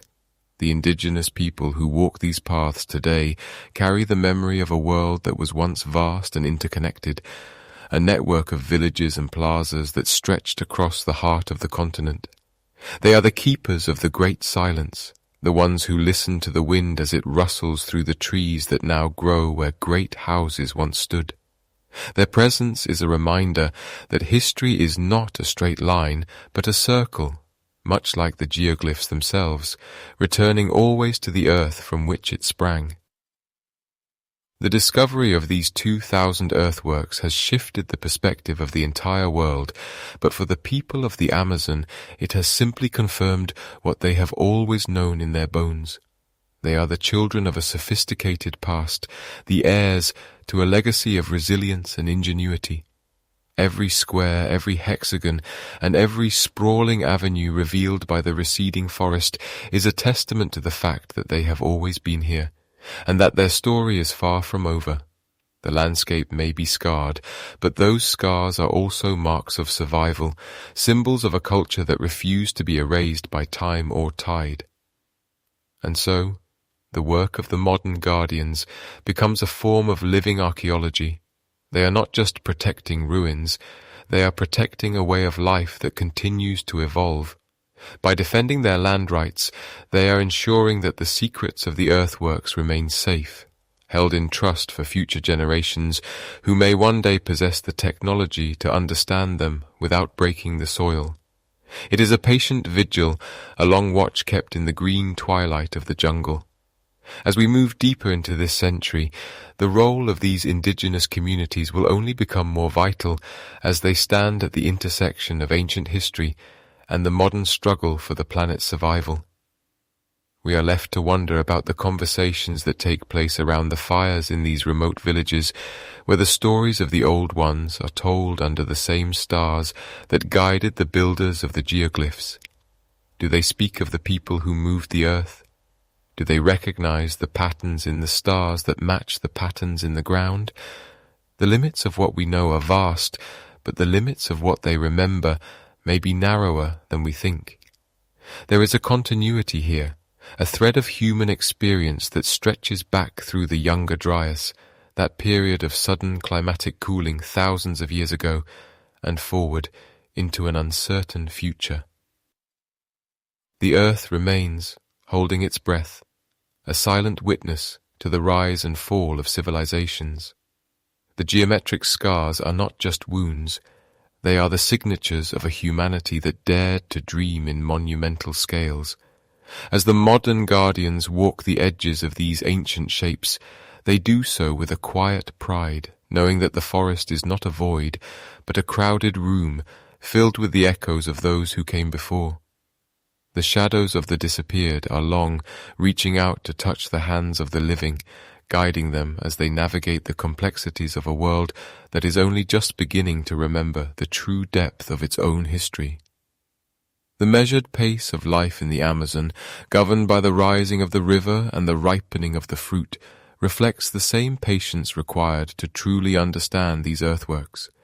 It is a story that cannot be rushed, a mystery that unfolds one leaf, one layer of soil, one discovery at a time. As the night settles over the basin and the sounds of the forest intensify, the geometric shapes seem to pulse with a low, rhythmic energy, a heartbeat from the deep time of the world. We are merely the latecomers, the observers standing on the periphery, while the true guardians remain, watching over the secrets of the scarred earth with a devotion that transcends the centuries. Consider the weight of a footprint left in the mud 2,000 years ago, and how that single indentation, multiplied by millions of hands and feet, eventually reshaped the very backbone of a continent. We often speak of sustainability as a modern invention, a desperate reaction to a world showing signs of exhaustion. Yet the geometric scars of the Amazon whisper a different story. They tell of a time when the word sustainability was not a concept to be debated, but a rhythm to be lived, as we gaze upon these circles and squares from the vantage point of a satellite. We are forced to re-evaluate what it means for a civilization to truly thrive without consuming itself. The ancient Amazonians did not merely survive within the jungle, they choreographed a dance with it, proving that high-density populations could exist in a tropical ecosystem without reducing it to ash and dust. The prevailing narrative of history once suggested that the Amazon was a pristine wilderness, a counterfeit paradise where the soil was too poor and the climate too harsh to support anything more than small, nomadic bands of hunter-gatherers. But the geoglyphs stand as silent, earthen rebukes to that assumption. They suggest a landscape that was, in reality, a vast, carefully curated garden. These builders practiced a form of long-term thinking that spans generations, utilizing techniques like the creation of Terra Preta, that rich, dark, man-made earth, to turn infertile ground into a foundation for life. It is a humbling realization to think that a society could reach such a peak of social complexity, organizing thousands of laborers to move millions of tons of earth into precise mathematical shapes, all while maintaining the integrity of the canopy above them. We find ourselves wondering about the nature of the labor that birthed these monuments. In our modern world, we often associate massive construction projects with coercion, with the hierarchies of kings and the toil of the enslaved. Yet in the Amazon, there is a distinct possibility that these earthworks were the result of a different kind of social glue. Perhaps the collective labor was not a burden, but a communal right, a way for disparate groups to weave themselves into a single cultural fabric. The precision of the right angles and the perfect curvature of the circles suggest a shared vision, a geometric language that was understood from the headwaters of the Purus River to the banks of the Xingu. It speaks of a sophisticated social organization that functioned without the heavy-handed centralism we usually expect from ancient empires. And so, we are left to ponder the enduring mystery of the symbols themselves. What does a square signify when it is carved into the skin of the world? What does a circle represent when it is large enough to house a village, yet remains empty of permanent dwellings? Some archaeologists suggest these were ceremonial centers, neutral grounds where different tribes could meet under the protection of sacred geometry. Others wonder if they were celestial maps brought down to earth, reflecting the movements of stars that were once visible through the gaps in the trees.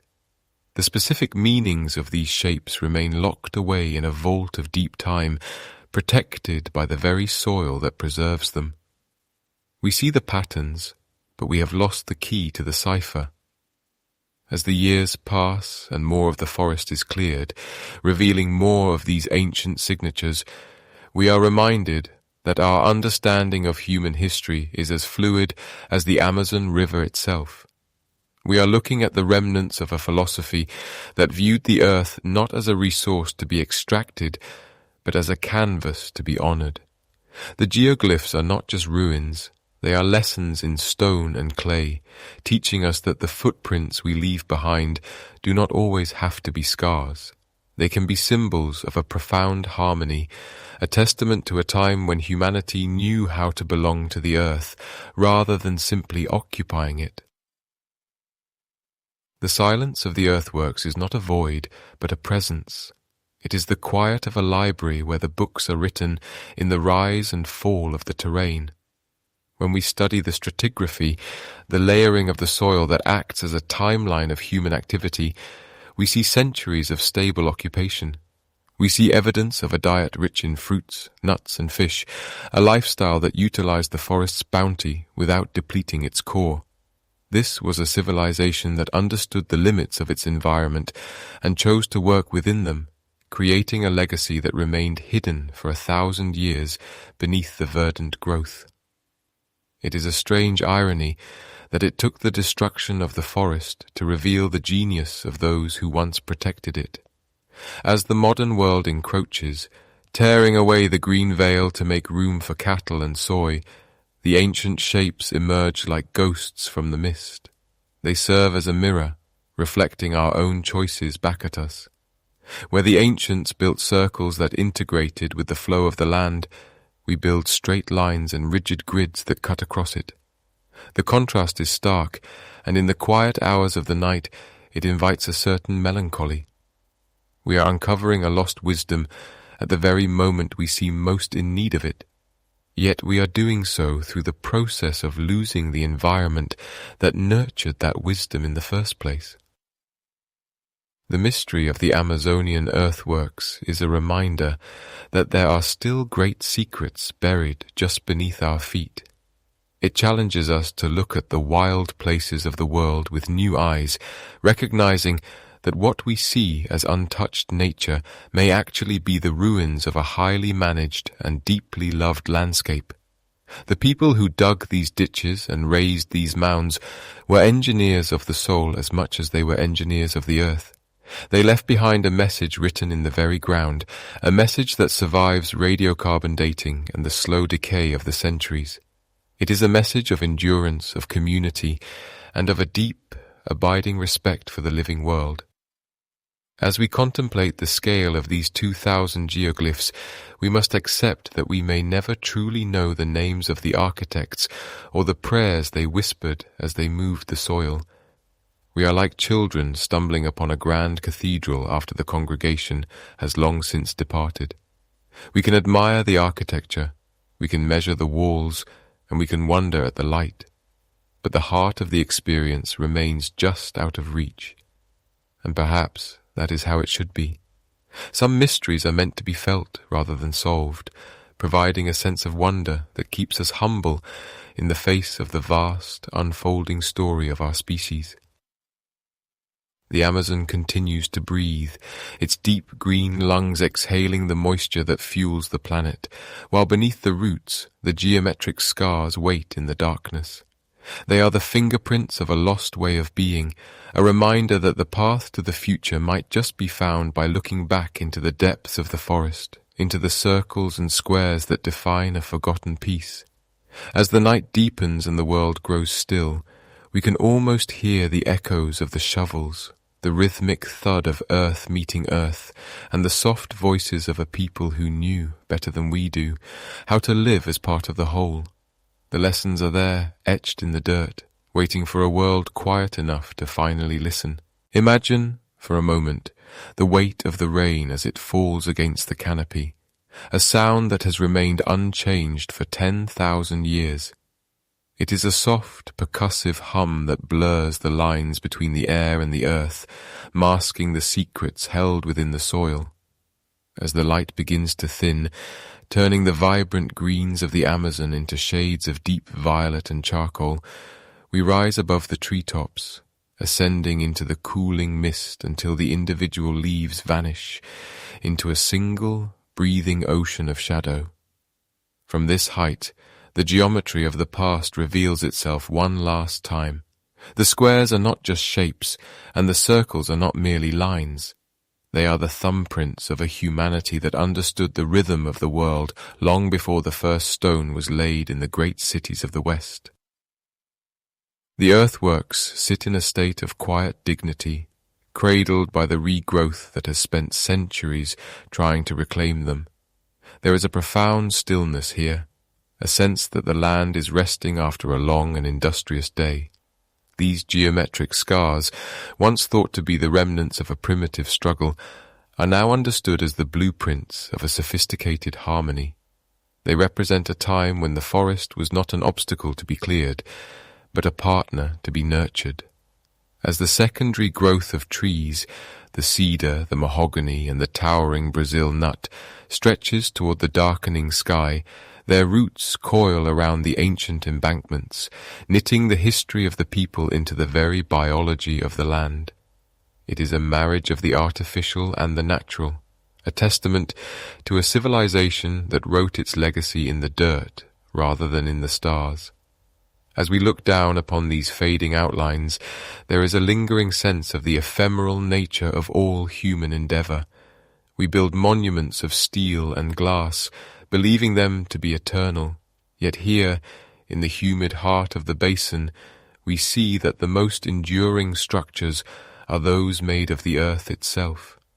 The empires of the Andes rose and fell, the conquistadors came with their iron and their fever, and the rubber barons carved their brief, cruel marks into the riverbanks, yet the geoglyphs remained. They endured through the long silence of the middle centuries, hidden beneath a veil of green, waiting for a moment when we might be ready to see them again. They remind us that the earth possesses a memory far longer than our own, a stratigraphy of existence where every layer tells a story of survival and eventual return to the dust. There is a pressing need now, a quiet urgency that hums through the humid air to preserve what remains of this dual heritage. The forest is not merely a collection of trees, a carbon sink, or a source of timber.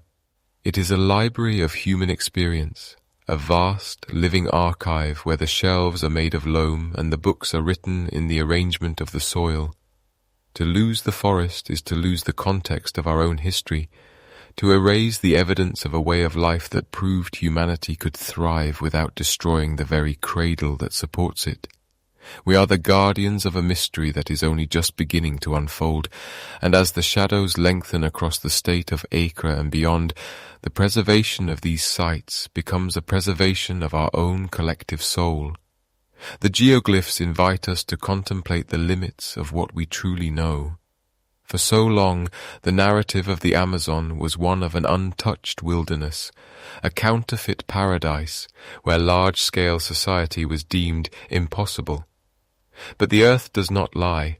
The radiocarbon dating, the measurement of decaying carbon isotopes to pinpoint the age of organic remains, tells us of a presence that spans millennia. The stratigraphy, the study of the layers of soil and rock, reveals a deliberate and careful management of the environment. We are forced to admit that our maps of the past were incomplete, missing the most vital lines. It is a humbling realization, a reminder that deep time is a vast and murky ocean, and we are only just beginning to paddle away from the shore. The shapes below begin to soften as the last of the twilight fades into the deep indigo of a tropical night. The circles seem to pulse with a slow rhythmic energy, as if the earth itself is breathing in its sleep. We might wonder about the hands that moved this soil, the thousands of individuals who labored in the heat to create something that would outlast their names, their languages, and their gods. They did not build for vanity, for there are no great palaces or tombs here. They built for the community, for the ritual, and for the forest. Theirs was a permanence born of humility, a recognition that they were merely guests in a landscape that would eventually reclaim everything they had made. And so, the geoglyphs remain, resting beneath the canopy, indifferent to the passage of hours or the curiosity of modern eyes.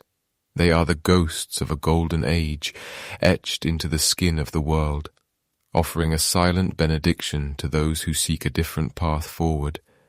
As the stars begin to flicker through the breaks in the clouds, reflecting in the slow-moving waters of the Purus and the Madre de Dios, the forest turns inward, wrapping itself in the velvet darkness of the night.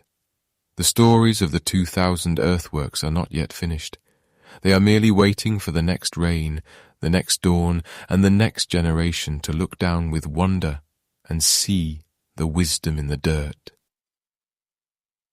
The air grows heavy with the scent of damp earth and blooming night flowers, a fragrance that has drifted through these corridors of green since the end of the last ice age.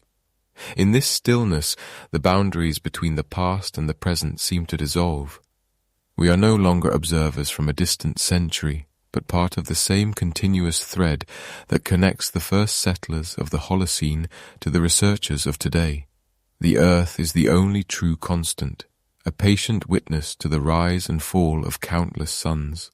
As we drift further into the quiet, the geometric scars of the Amazon become a map of our own potential, a reminder that even when we are gone, the shapes we leave behind will tell the story of how we loved the land or how we failed it. The night is total now, a warm and encompassing blanket that hushes the world. The geoglyphs are gone from our sight, tucked away in the shadows of the massive ceiba trees, but they remain beneath us, solid and certain. They are the foundations of a forgotten world, a testament to the fleeting nature of empires and the enduring power of the earth. We leave them there, in the care of the forest and the moonlight, as we find our own path into the dreamless sleep of the ages, carried along by the slow, steady heartbeat of the ancient woods. The silence is complete. The forest has reclaimed the sky, and the earth has folded its secrets back into its breast. In the deep time of the Amazon, 1,000 years is but a breath, and a civilization is but a ripple on the surface of a vast and hidden lake. We are all, in the end, part of the geometry of the earth, waiting to be rediscovered by a world that has finally learned how to listen.